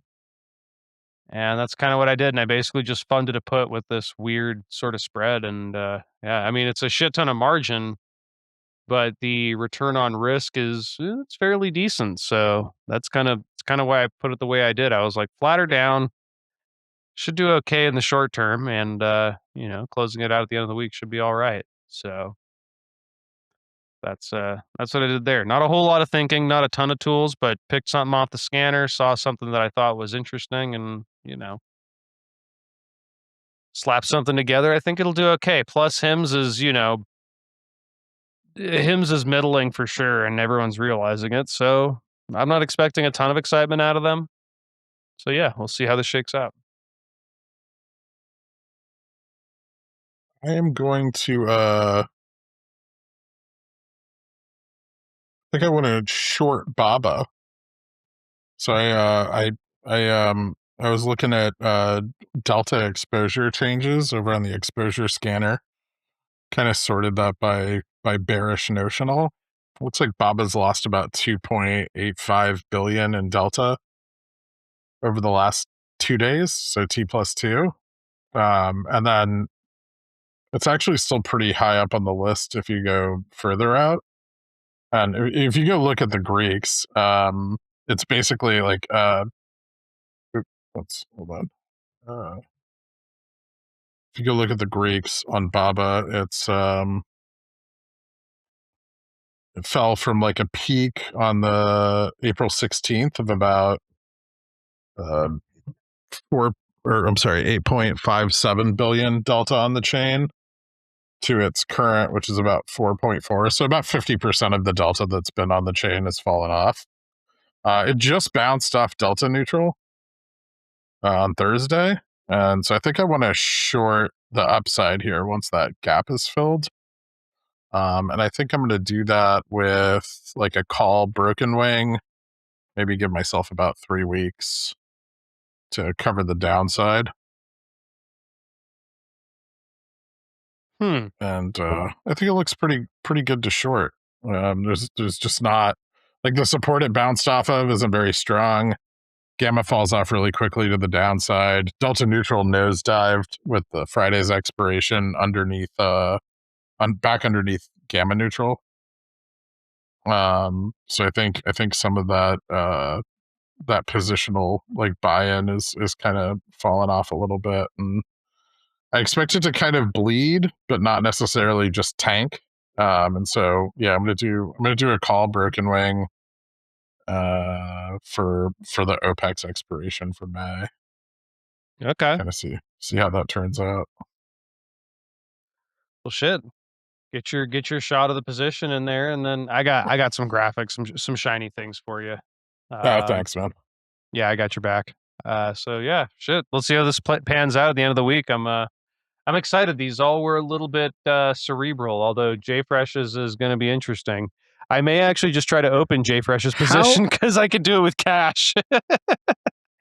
How dare you accuse me of being cerebral with anything involving AMC and trading? Yeah, no. I mean, it is a meme stock, so you may as well do a meme trade on it. Which the bear sandwich, that's what I'm calling it from now on, that you put together. I may steal that because it's actually very stupid. I love it for some reason. So thank you for showing me that. It's basically a bear call spread and a bear put spread, just stacked at spot. It's disgusting, and I love it. So with that, why don't we move on to some audience questions then, huh? We've got a few of them to go through, and I think we can give them some love. So the first question is from YouTube. Can Girk and the Quantarinos ruminate on the market mechanics behind the price action in Avis and how Gamma Sizzle could provide handsome insights into those mechanics? Okay. This person's real it's got some serious riz going on here. Oh shit. So okay, so we're talking about Avis doing a little squeezy poo and it's just got fucking wrecked. Holy shit. Yeah, it got wiped out. I mean, that's what happens to NASDAQ stocks. Woo! Yeah, that's when they squeeze. I feel bad for the person who bought this shit at what the fuck, $850. I think the price action might be indicative that nobody bought it at $850. Right. Market makers bought it at $850. Yeah. Yeah. I was actually going to sell calls on that because the VRP is insane. Yeah, I mean, Dex skewed positive on it, which is interesting in itself. Like this thing is all kinds of weird. Where's the options interest? Bunch of puts at 200, 250 or 150. Yeah, okay, I see what's going on here. Well, kind of. The gamma God, curve this is stock just is a absolutely mess. blown out too. This is crazy.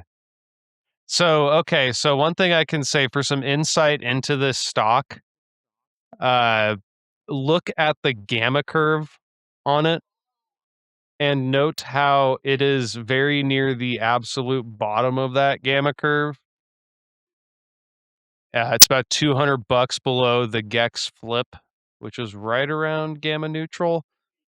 Yeah, this thing is, I mean, I don't know what you're planning on doing with it, Mr. Gamma Sizzle, but I just this thing is, It looks like it's going to keep selling off. yeah, I'm thinking there's going to be a lot of volatility involved in the, oh dude, the IV surface even is just, But it's squeezed. I mean, it was a de facto short squeeze. yeah, it was a full on squeeze. Yeah. Not gonna deny that ever, but it's definitely looking like it's just gonna be a bunch of volatility, probably not to the upside. I don't think Avis has a bull thesis up to $850. But I mean, the 1-day implied move is 10%. That alone is wild. The skew is still positive, I guess. So yeah, yeah, that honestly sounds bearish to me because that says there's meat on the bone for sold calls. Yep. So yeah, and the IV smile is just it's disgusting. The term Yeah, structure, well, I mean, the term structure also is disgusting. It's just everything it's is pretty just simple. Before it ran, IV was sitting around 60%, and now it's at 110 to 100, depending on which expiration, 110 to 170. So yeah, there's definitely some IV to sell still. And if you're going to sell puts or calls on something that's going straight down and just finish squeezing, I would probably pick calls, yeah. yeah. Unless you love this stock so much you want to buy it at $150. But no, this definitely was a squeeze for sure. Yeah, that's a beautiful, beautiful price curve. Yeah. And the rug at the end too. It almost looks like a Oh, yeah. cryptocurrency. Well, that's what I mean when you're squeezing. Well, I don't even know how much of it was really a squeeze.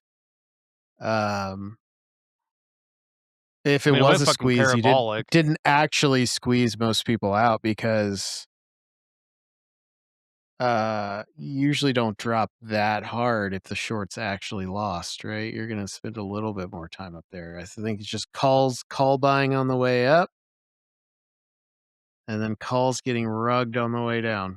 Well, I mean, I think that I think the calls did the rugging. I mean, this could be a squeeze, like a short squeeze, but like in a weird way where, let's say you're short a shit ton of Avis and it starts going up, and you basically just get a bunch of positive delta to cover your short, and then it keeps going up, and you just keep buying more delta and more shorts, keep Yeah, buying yeah, calls, and then they all rug true. each other, and it's just a bloodbath. Yeah, So true. it's, I mean, without being in the room where it happens, it's tough to say exactly what went on, but it looks like a squeeze. I mean, over a course of a I would few say that weeks. people are buying the dip. Probably Because it's squeezed, so definitely, now everyone's into it, and they're going to be getting all yeah. tinfoily about it. Mm-hmm. Ken Griffin's quaking in his boots over this one.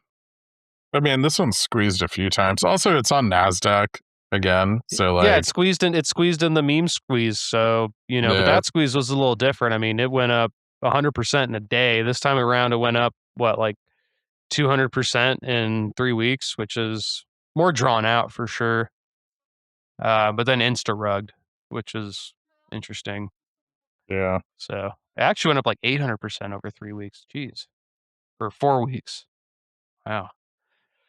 So yeah, I mean, that's about the market mechanics behind it. I mean, Dex fucking rocketed from, 300 million to 3 billion, right around 3 billion, and then now it's going back down. So there you go. Yeah, I don't see anything locally that's like this is definitely support. Maybe like 150. That's why I wanted to sell calls on it, because it looked like it was going to keep selling off The through gamma curve the tells you a lot about that. support at Yeah, 200. I mean, there's definitely a lot of incentive for people to sell puts here. But I think that's dangerous. I think closer to 150 might be where it sees like a reversal. But I mean, if you like, probably like a dead cat bounce, so like you're fucking wiped out if you overhold. yeah, I'm sure that there's people just chomping at the bit to sell calls and that shit. Yeah. Yeah, I want to People sell who are in the money calls on it, like in the money spreads at 200. Well, people who are buying car at what, like $100 or $80, they're if I were them, I'd probably be selling calls all the way up and all the way down. I mean, so and if you got more calls to sell, it'd be a good opportunity. So that's about all I have to say about that. Next question on X. A buddy of mine keeps talking about how the economy is screwed once the boomers die. It makes sense on paper, but after listening to you guys for a while, I feel like there will probably be more significant problems along the way. What are your thoughts? Oh god, yeah. I mean, we have fiscal policy concerns that are probably more immediate. And those don't seem like they're going to be resolving at least anytime soon. Well, I mean, once the But boomers die, there's going to be a lot of medical costs that are no longer going to be borne on the shoulders of millennials. But yeah, I yeah, mean, that's true. but that's not. I mean, What the thing I is that mean, we like to spend our way out of stagnation. So it's what is it's going to the? keep I'd be going. interested to hear what the mechanism by which the economy is screwed. Because I mean, what are the things that are going to happen? Boomers are going to, Medical care give. is going to absolutely plummet. Absolutely. Like, because they're I taking all the mean, medical the care. medical services Pharmaceuticals, will plummet. Yeah, those will plummet, hospitals. but at the same time, you also have like less Social Security payouts, I so don't think. Yeah, that's also I not think great. the I The think one the the one bright spot is that they could give their money to their heirs, and then those folks would spend in other areas. So I don't know that it would necessarily be like this massive just collapse. I think it'll just be a shift of where capital gets allocated from No, healthcare to. it's where we start seeing boomers. I think the big economic hit is like where we start to see boomers put their primary homes on the market. You know, Oh yeah. presuming they need to start selling their houses to cover medical costs, yeah. which is pretty likely.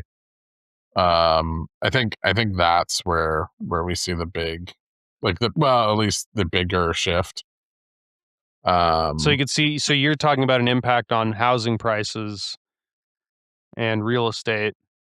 yeah, Yeah. yeah. So, I but think buy the dip that's. because after they die, whatever money's left goes to their kids who need to buy a house. I mean, yeah, I don't know they're I gonna. don't know if I'd buy the dip. I mean, the population decline's pretty consistent. I think. Yeah, Yeah, no, it's not really much of a dip. yeah, And it's this is probably a consistent drawdown in like MBS values over time. The housing market will crash from all of that. Yeah, it's propped up on so much leverage and fixed Remember, income only shit. like I It's mean, the crazy. housing market 5% is. of people have like enough money to afford their like end of life care. Yeah. I mean, the housing Everyone else market is going is to have to. probably going to crash well before that. Yes, that's true. I agree. I agree that like the fiscal path we're on is unsustainable, probably before we hit like the point at which boomers are dying off in droves, which is like We're on over the the next cusp.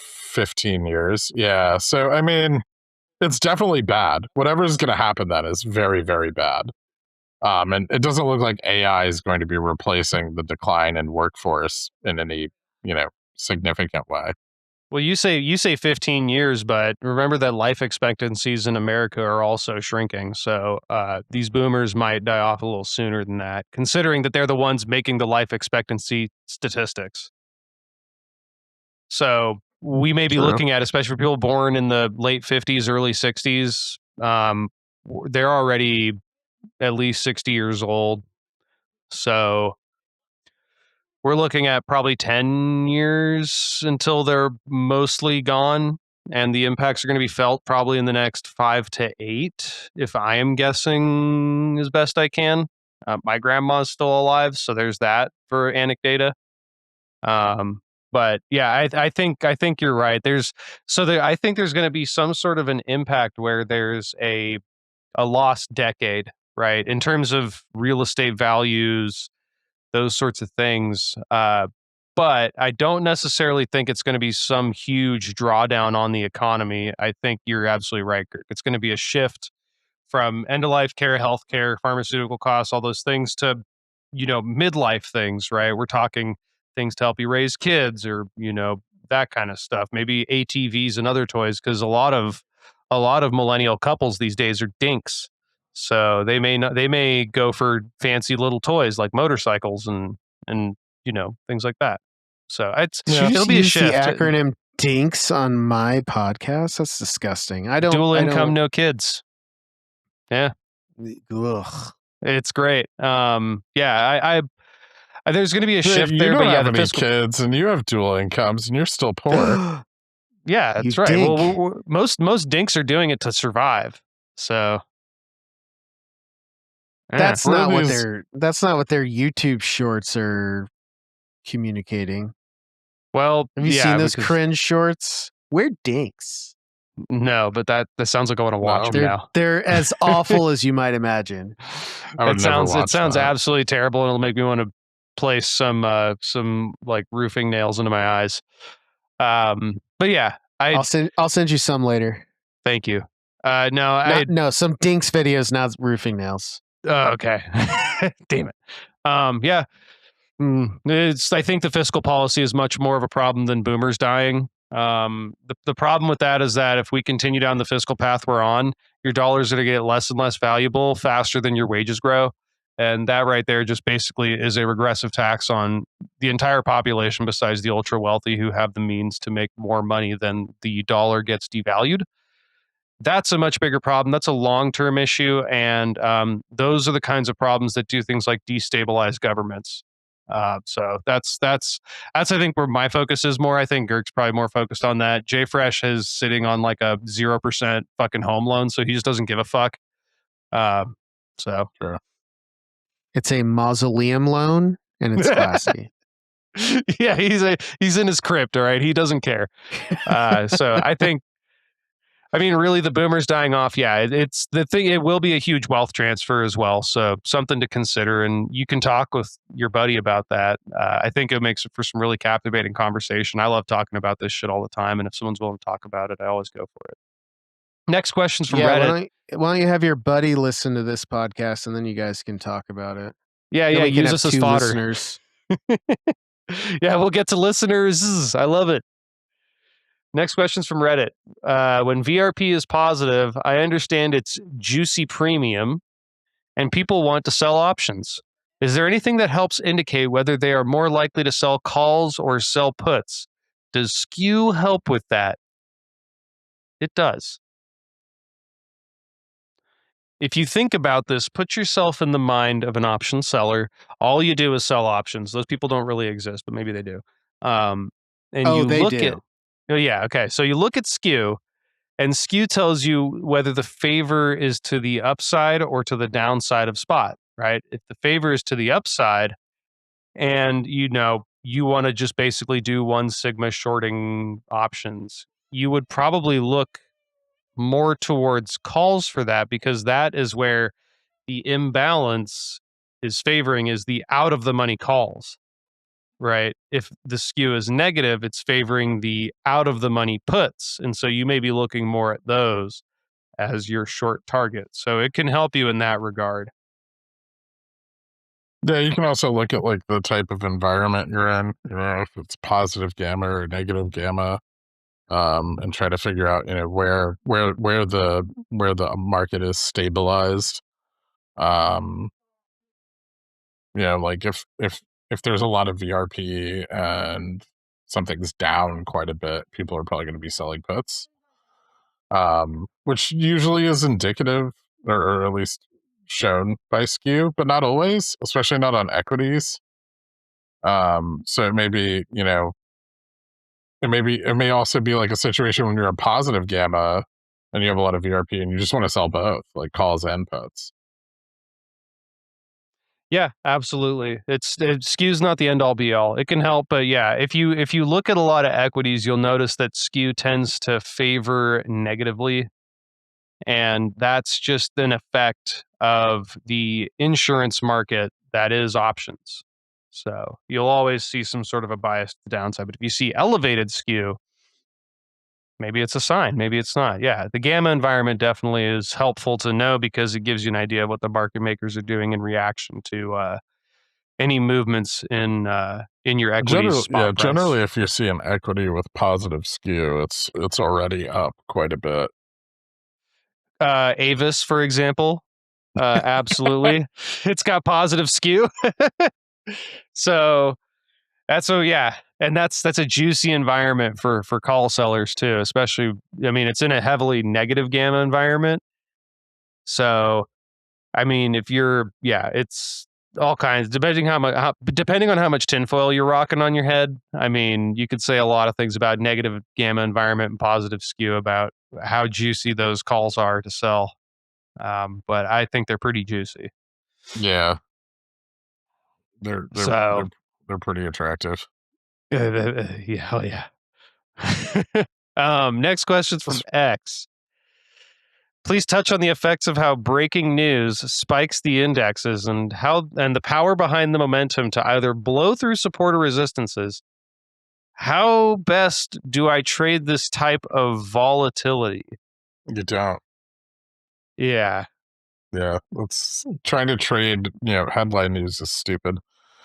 If you can catch a slow breakout or reversal that can lend to something, sometimes you get people that have the news early and you'll see them buying in, but that's no different than trading intraday changes on the live data anyway. So you'd just be well positioned if news hit because you'd be positioning alongside those people that are positioning early for that news. But outside of blatant insider trading occurring in indexes, I mean you can't effectively trade things like gap ups and stuff. You can, if price falls dramatically throughout the day on bad news and there's like some kind of announcement or something like that later, you could buy the out of the money like call spread or something, like just a cheap out of the money hedge, in order to catch like the gap risk back to the upside. But otherwise, no, you don't really trade that. Yeah. I mean, the only way to trade it, I would think, would be not trading the immediate event, but just looking at how this affects the future outlook for the index and looking at where participants are positioning around, those outlooks and going, okay, maybe I want to go with them once things, calm down a little bit, because there will be a little bit of blowing off the steam after these events, unless they're just unbelievably bullish or bearish. You'll have a little bit of everyone catching their breath. I mean, if we had 3 weeks of basically straight upside on SPX, it was all driven by, or at least was very easy to capture with even a little bit of positional information. We knew skew had started to rise again. People were risking off their put positions and determining that there was going to be less risk into the future. We knew that options were cheap and people were buying buying calls to the upside on the 10-day because they were underpriced. And I think at any point over those 3 weeks, you could have joined that crowd and made plenty of money. So, I mean, over the longer term, yes, but just spikes off of headline news, not really. Yeah, it's definitely yeah, there's I mean, yeah, without just saying like, yeah, anticipate the future and be Baron Trump. It's very hard to actually try to capitalize on big volatile moves, especially when you don't know what they're about. And even when you do, like let's say an FOMC interest rate decision, right? I mean, you don't know what made the market do what it did on that decision. I mean, you can go and look at those dot plots and stuff, but I mean, these guys, especially for those events, these big market makers and all these people, they are fully having algos go and reactionary trade them, and then they go in and confirm, well before you're even getting to the page where there's the dot plot. Like they're looking through all this shit as fast as they possibly can, because for them it is everything, because they have a shit ton of leverage. So it's much better to try to game out longer, than try to go and do any sort of scalping on that. Yeah, I mean, there's mean reversion strategies and stuff like that in the intraday that can, you can get caught on the right side of that trade, but other than that, it's just it's not effective to try to trade that. Yeah, I mean, even then too, I mean, you don't know if there's some small detail in a thing Yeah, that, sometimes like at the end of the report is something that completely invalidates the rest of the bullish information, and you'll get like a big wick up and it immediately gets slammed back down again. yeah, I've been caught in a couple of those. It's not fun. Yeah. You're like, woo, up 100%. Oh, down 80%. Shit. Yeah. So yeah, you're basically coin flipping. So I wouldn't do it. Next up is from Discord. I've been struggling with reliance on Gammastrike data against sentiment-driven headline risk we've seen surrounding the U.S.-Iran conflict. For example, on Friday, SPX pumped 1% on a rumor that was immediately debunked, making me reluctant to take intraday trades. Having a data-driven edge often feels invalidated by these rapid sentiment shifts in either direction. How do you adjust your risk management or trading plan during these news-heavy cycles? Do you scale downsize, tighten stops, or simply step aside until the headlines stabilize? Looking for advice on how to keep the buy the rumor, sell the news traps from paralyzing my intraday process. Oh man, it sounds like your intraday process isn't very robust if simply the news cycle disrupts your trading. I mean, having a data-driven edge, the whole point of having a data-driven edge is hmm. Cold and unfeeling? Yeah, well, yeah, it is immune to the sentiment side of the market because you're trading against where you see like broad positioning, and that positioning is going to shift with news, but you should expect that positioning to shift anyway. So I mean, whether or not the news is debunked or not, there was plenty of information in your example from Friday to tell you that the market was going to continue up. I even said the night before that if we broke like 7130, we were going to continue up higher because it was all sold calls up there. We were going to squeeze them. So I mean, having that data, just you knew which way to trade the break already because you knew what the positioning was before an announcement was ever made.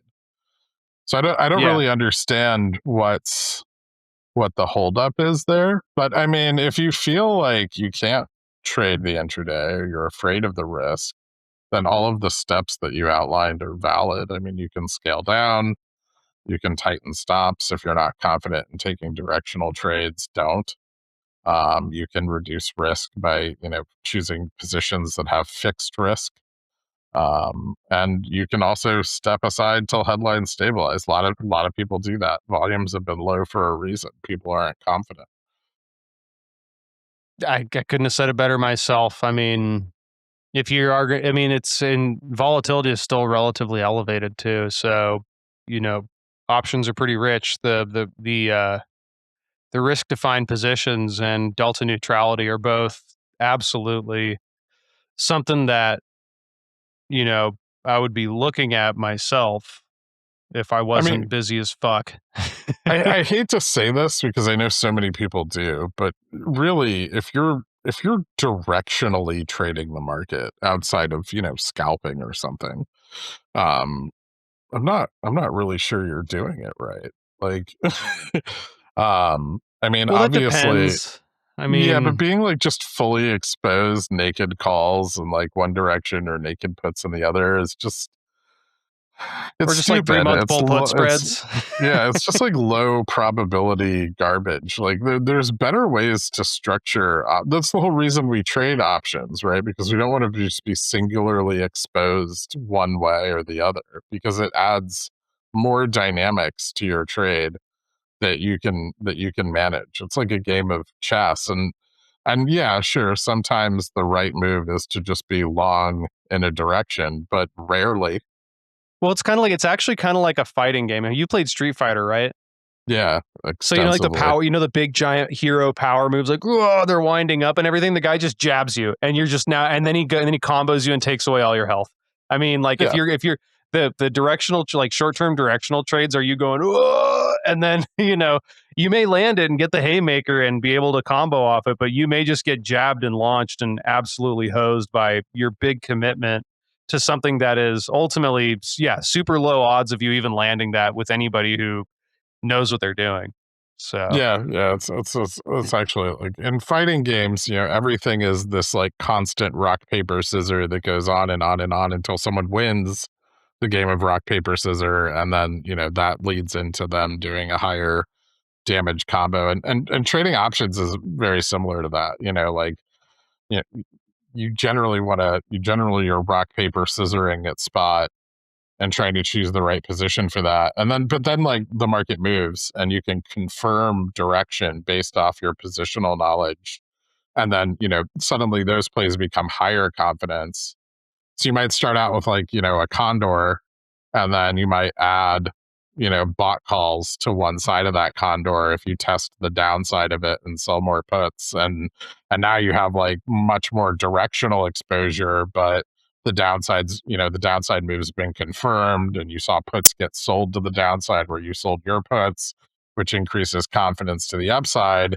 And you can adjust your positioning at a fly, and so or on the fly. And so yeah, I mean, I don't I don't really like the idea that people just want to be singularly exposed in one direction right off the bat, especially when you're trading chop. I notice like people are like, "Oh man, I have like 5 puts here," and like that's yeah, great why are my calls dying? if I'm like, "Oh, we're not going to go up any higher" or something like that. And I know people make money off of like the analysis that I give throughout the day on that kind of stuff, but realistically, you should not be just overexposed in one direction when the market's trading flat and no one really knows which way it's going to go, right? Because you're kind of waiting for positioning that got us there to fall off.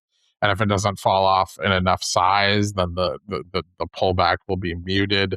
And so, you're really putting a lot on the line to bet that the market's going to go down in that position. And the same with trying to trade it to the upside.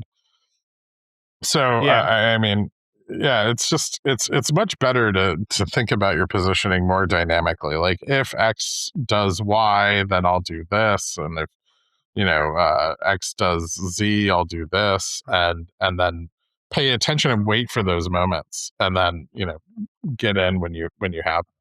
Like very Yeah, frequently, you'll hear yeah. me say something like, "Oh, I don't want to sell calls here, but if we test, X, Y, or Z, I'll sell these." And that's because I'm waiting for a more extreme move to confirm that the probability of the trade that I'm choosing is higher. It's living in chaos, right? It's not necessarily like, because when you're doing a directional bet, you're like, this is going to happen. It's basically what you're saying with your money is this is going to happen. I have 100% confidence, right? And there's a lot more nuance you can inject into your positioning that I think that nuance gets lost with the attraction of like, oh, you get the big punch landed and now everything's in your favor again suddenly. But the reality is that you want to start with something that has good odds and always work towards those odds rather than working against yourself and doing a big risky thing and just absolutely losing all the progress you may have made along the way. It may work for you to just do haymaker after haymaker, but a smart person knows that like those advantages are built over time and they're initially built with smart decisions, not big bets. That's why people love, negative gamma environment. Retail traders love negative gamma environments so much because you bet directionally, and if you're right, it prints huge. Yeah. But those are like actually terrible environments for trading. You're overpaying for options, especially It's directionally. Lambos or food stamps incarnate. Yeah. Like Yeah, it really you're is. But you're just coin the flipping. feeling you get from it is a lot better. And the feeling you get from high positive gamma markets isn't great. So people, options traders don't enjoy that. And so you get a bearish bias in options traders anyway, because it's more fun to be in bearish environments than it is to trade bullish ones. But Mhm. there's plenty of shit in bullish environments that's great and much higher confidence. Like I outlined on here and at Pickles Picks and on the stream for like weeks, like just buy call spreads. Like they're great. They're priced perfectly for the surface of vol. And you can buy them like 3 to 5 weeks out, just fucking chill. And like I did that. It was awesome, and I didn't give a shit about any of the news Yeah. So, because the I mean, options pricing didn't really change. None of the news changed how options have been being priced.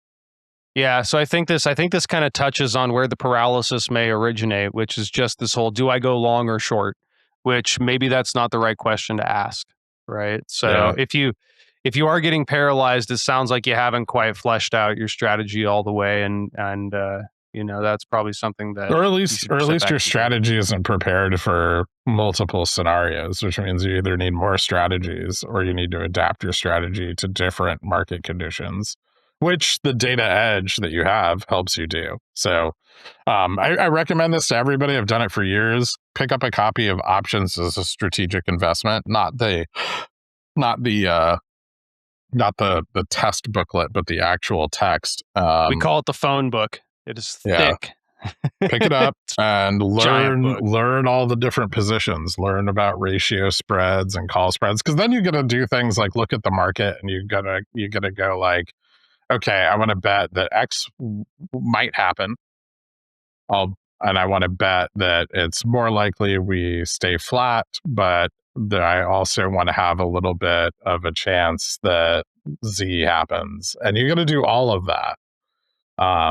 And you learn to do it by financing parts of it, reducing the overall cost, and making things risk limited, and understanding how to do that, and how to set up spreads and do all of that stuff.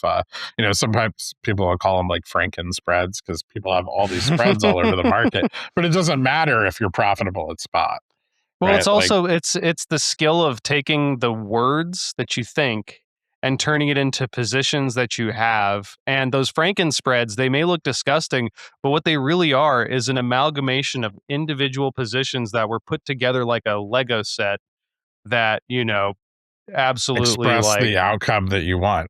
exactly. Yeah. And Yeah. not only the outcome you want, but the outcome that you are creating for yourself, right? So that like, oh, I can hedge this with a call spread, or I can, reduce my volatility exposure with this position. Like you can immediately know the positions that lead to the risk profile that you want. That's so crucial with these things. I mean, Yeah, maybe we open on Monday and we jump to 7,100, and you're like, well, I don't think we're going to stay here, but I want to be hedged to the downside. And you can do things like open a put spread to the downside and take advantage of the up pricing and puts from the market coming down. And then, you've got your downside exposure, but if we bounce and bulls come in, they're going to bounce it back to like the prior market close from the previous day. So you can open like credit, like iron butterflies out at that prior strike, like 71.50, what have you. And you can open those for like, 5 cents each. But if you're right and the market does bounce, you'll make 900% returns on them. And if the market goes down, you're covered for that also. So piecing that together is part of the fun of trading options. yeah. And it's all the boring charts that you look multiple at. strikes. Like, You could sell like out of the money butterflies at like 25 and 50, and like sell it at 7,100 if we bounce to 25 in case we need to revert back, and then you could be covered at multiple levels in the market, and even take profits on those farther out of the money ones as they get closer to the money, because they will price up, and if you sell them wider, they'll price up even more. And so you can really do a lot with that kind of exposure, while still getting exposure to the thing you want, but not getting blown out if things don't go your way. yeah. And the assumption should never be that things are going to go your way perfectly. Yeah. And I know the viewer can't see it, but JFresh was sitting in his chair passed out like Girk was. So He's just pretending, though. It's not the same. Girk got his trading yammer out off his chest too. This has been a great, growing experience. We've all vented. That's a great question, though. I mean, trading paralysis hits us all. So, if you want to elaborate on that too, we could do a follow up next fall. I was actually just thinking about what a great speaker you are, Dork. Well, thanks. I'm okay. Not a whole lot of ums and ahs, and you stuck to the point. It was good. You got good flow. Yeah. I know what I'm doing. And then I just say a number right away now that you've jinxed me. But final question comes from Discord. Nice, quick, short, and sweet. Then we can go on to the next segment and get that out of the way. So, how sexy does VRP look in the near middle term? I think it looks perfectly balanced, as all things should be. Yeah, is it even interesting? It we wasn't very interesting on Friday. We probably should have told our viewer before we started talking so much about VRP what it is. I don't think volatility we ever return premium. Yeah, it's the difference between implied volatility and historic volatility. Yeah, it's still pretty positive on the front, but it narrowed on Friday, and it's still negative on the back. Yep. So options on the so you're in an environment automatically where selling the front and owning the back is favorable. Yeah. So in terms of sexy, I mean, it always looks sexy. For something. That's not always true. Sometimes VRP is just zero on both, and it's true. Well, that's perfect. Everything sucks. That's actually beautiful. That's the perfect balance, right? Okay, why don't we hit up our final segment, everybody's favorite, and stupid bets. Do this thing. Who's gonna win? Who's gonna lose? I think nobody won. Is that about the negotiations with the RAN and the lies? But no, what? How? Oh, you guys win? You guys just win? I just really don't care who won. Yeah, you said we were going to negotiate with them, which we didn't. Yeah, I guess so. Yeah. All right. They did lie, though. We all won that side of it. So okay. Yeah. There was a lot of lying. Okay. So much so that we're not even sure if a negotiation of any form actually happened, but we're pretty sure it didn't. Well, in that case, I think the new stupid bet maybe should be on underwear blood and go with meat beat miss on Chipotle. Underwear blood. Sometimes you meat beat miss. I want JPow to raise rates at his last meeting. Okay, fine. Okay, we'll do a rate decision bet. No, okay. No, we could do rate decision in tie color. Wait, how about number of Mag 7 stocks whose capex exceeds their cash flow? Ooh. Right? That's good. I like it. You might not be early anymore, Girk. I'm in. Of the 5 this week, right? Yeah, of the 5 this week. So 0 through 5. I'm going to say 3. Are we doing Price is Right rules or just closest? Closest. I'm going to say Alphabet, no. Meta, you don't have yes. You don't have to pick the individual tickers. Okay, fine. Actually, you know what? I'm going to be a little more conservative. I'm going to say 2. Ooh. I'm going to say 2. I see 2 companies on here that I know for a fact are being more irresponsible than the other 2. That I see just right in front of my face. I know there's a 5th one floating around that I can't pop off the top of my head. Oh, it's that one. Yeah, it's 2. It's definitely 2. JFresh? I'm going to go with maybe a shocking one for me. If you guys can't hear, that is my child torture chamber where I tortured children. They're currently being tortured. The screaming is good. I'm going to go with something that I think you would not expect from me. I'm going to go with 0. Damn it, you bastard. Oh, is this an anti-bet, Girk? You trying to goad me into picking a number? Well, my thinking is I was going to pick you 0. know what?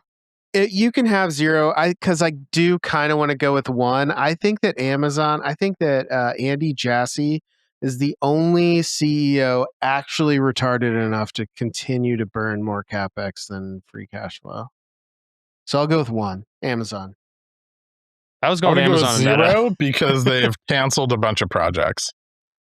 Meta. Okay. Oh, I see. You're going with 0 for the bad reasons. The bearish 0. No, I would have gone. I would have gone 0 because everyone's starting to call it quits. It's a dovish hike, dork.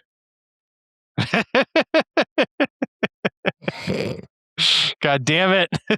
I think it's a hawkish hike, but hawkish ease. Yeah. Right.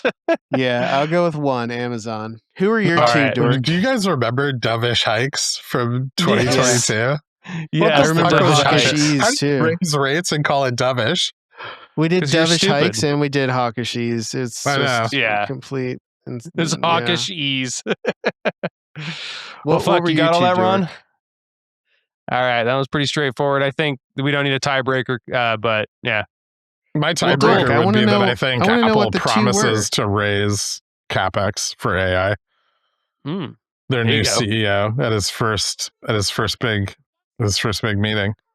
He's going to say AI so much more than Tim Cook ever said AI. Well, I'm here for it. That's for sure. But yeah, why don't we? Dork, Why are don't you we going to wrap tell it us up? your And, 2? You're not going my to tell us your 2? Oh, I said Amazon and Meta. I know. I mean, okay. Ooh, yeah, because Amazon and Meta, Zuckerberg's okay. a fucking idiot. So Yeah, of but course they're Meta going to spend too much makes money on their Zuckerberg shit. just fired people so he could spend more money on AI. Yeah, he's a Remember moron, when he so- fired people to spend more money on the metaverse? Yeah, I do. That's exactly my thinking. Yeah. All right. Interesting. I would have picked Microsoft and Amazon, but yeah. I mean, Tesla Microsoft is on the CapEx? fence, but they make a lot of money. So Was Tesla capex greater than? I don't know. They're free. I've heard, I didn't dig into it myself, but I've heard from folks who tend to be critical of Tesla that if you take out all of the shenanigans, they were not free cash flow positive. Although on their balance sheet, they look very cash flow positive for some reason that I don't remember. But greater than their like 26 billion in promised capex? I don't know. Seems who unlikely. the fuck knows? Well, thank you, viewer. It's been a wonderful time. We laughed, we cried, we lost 5 pounds. It's an amazing time. And we lost viewer. It's okay. We started this and we'll finish this talking to just ourselves. Awesome. Fuck me. Play us out, Ron.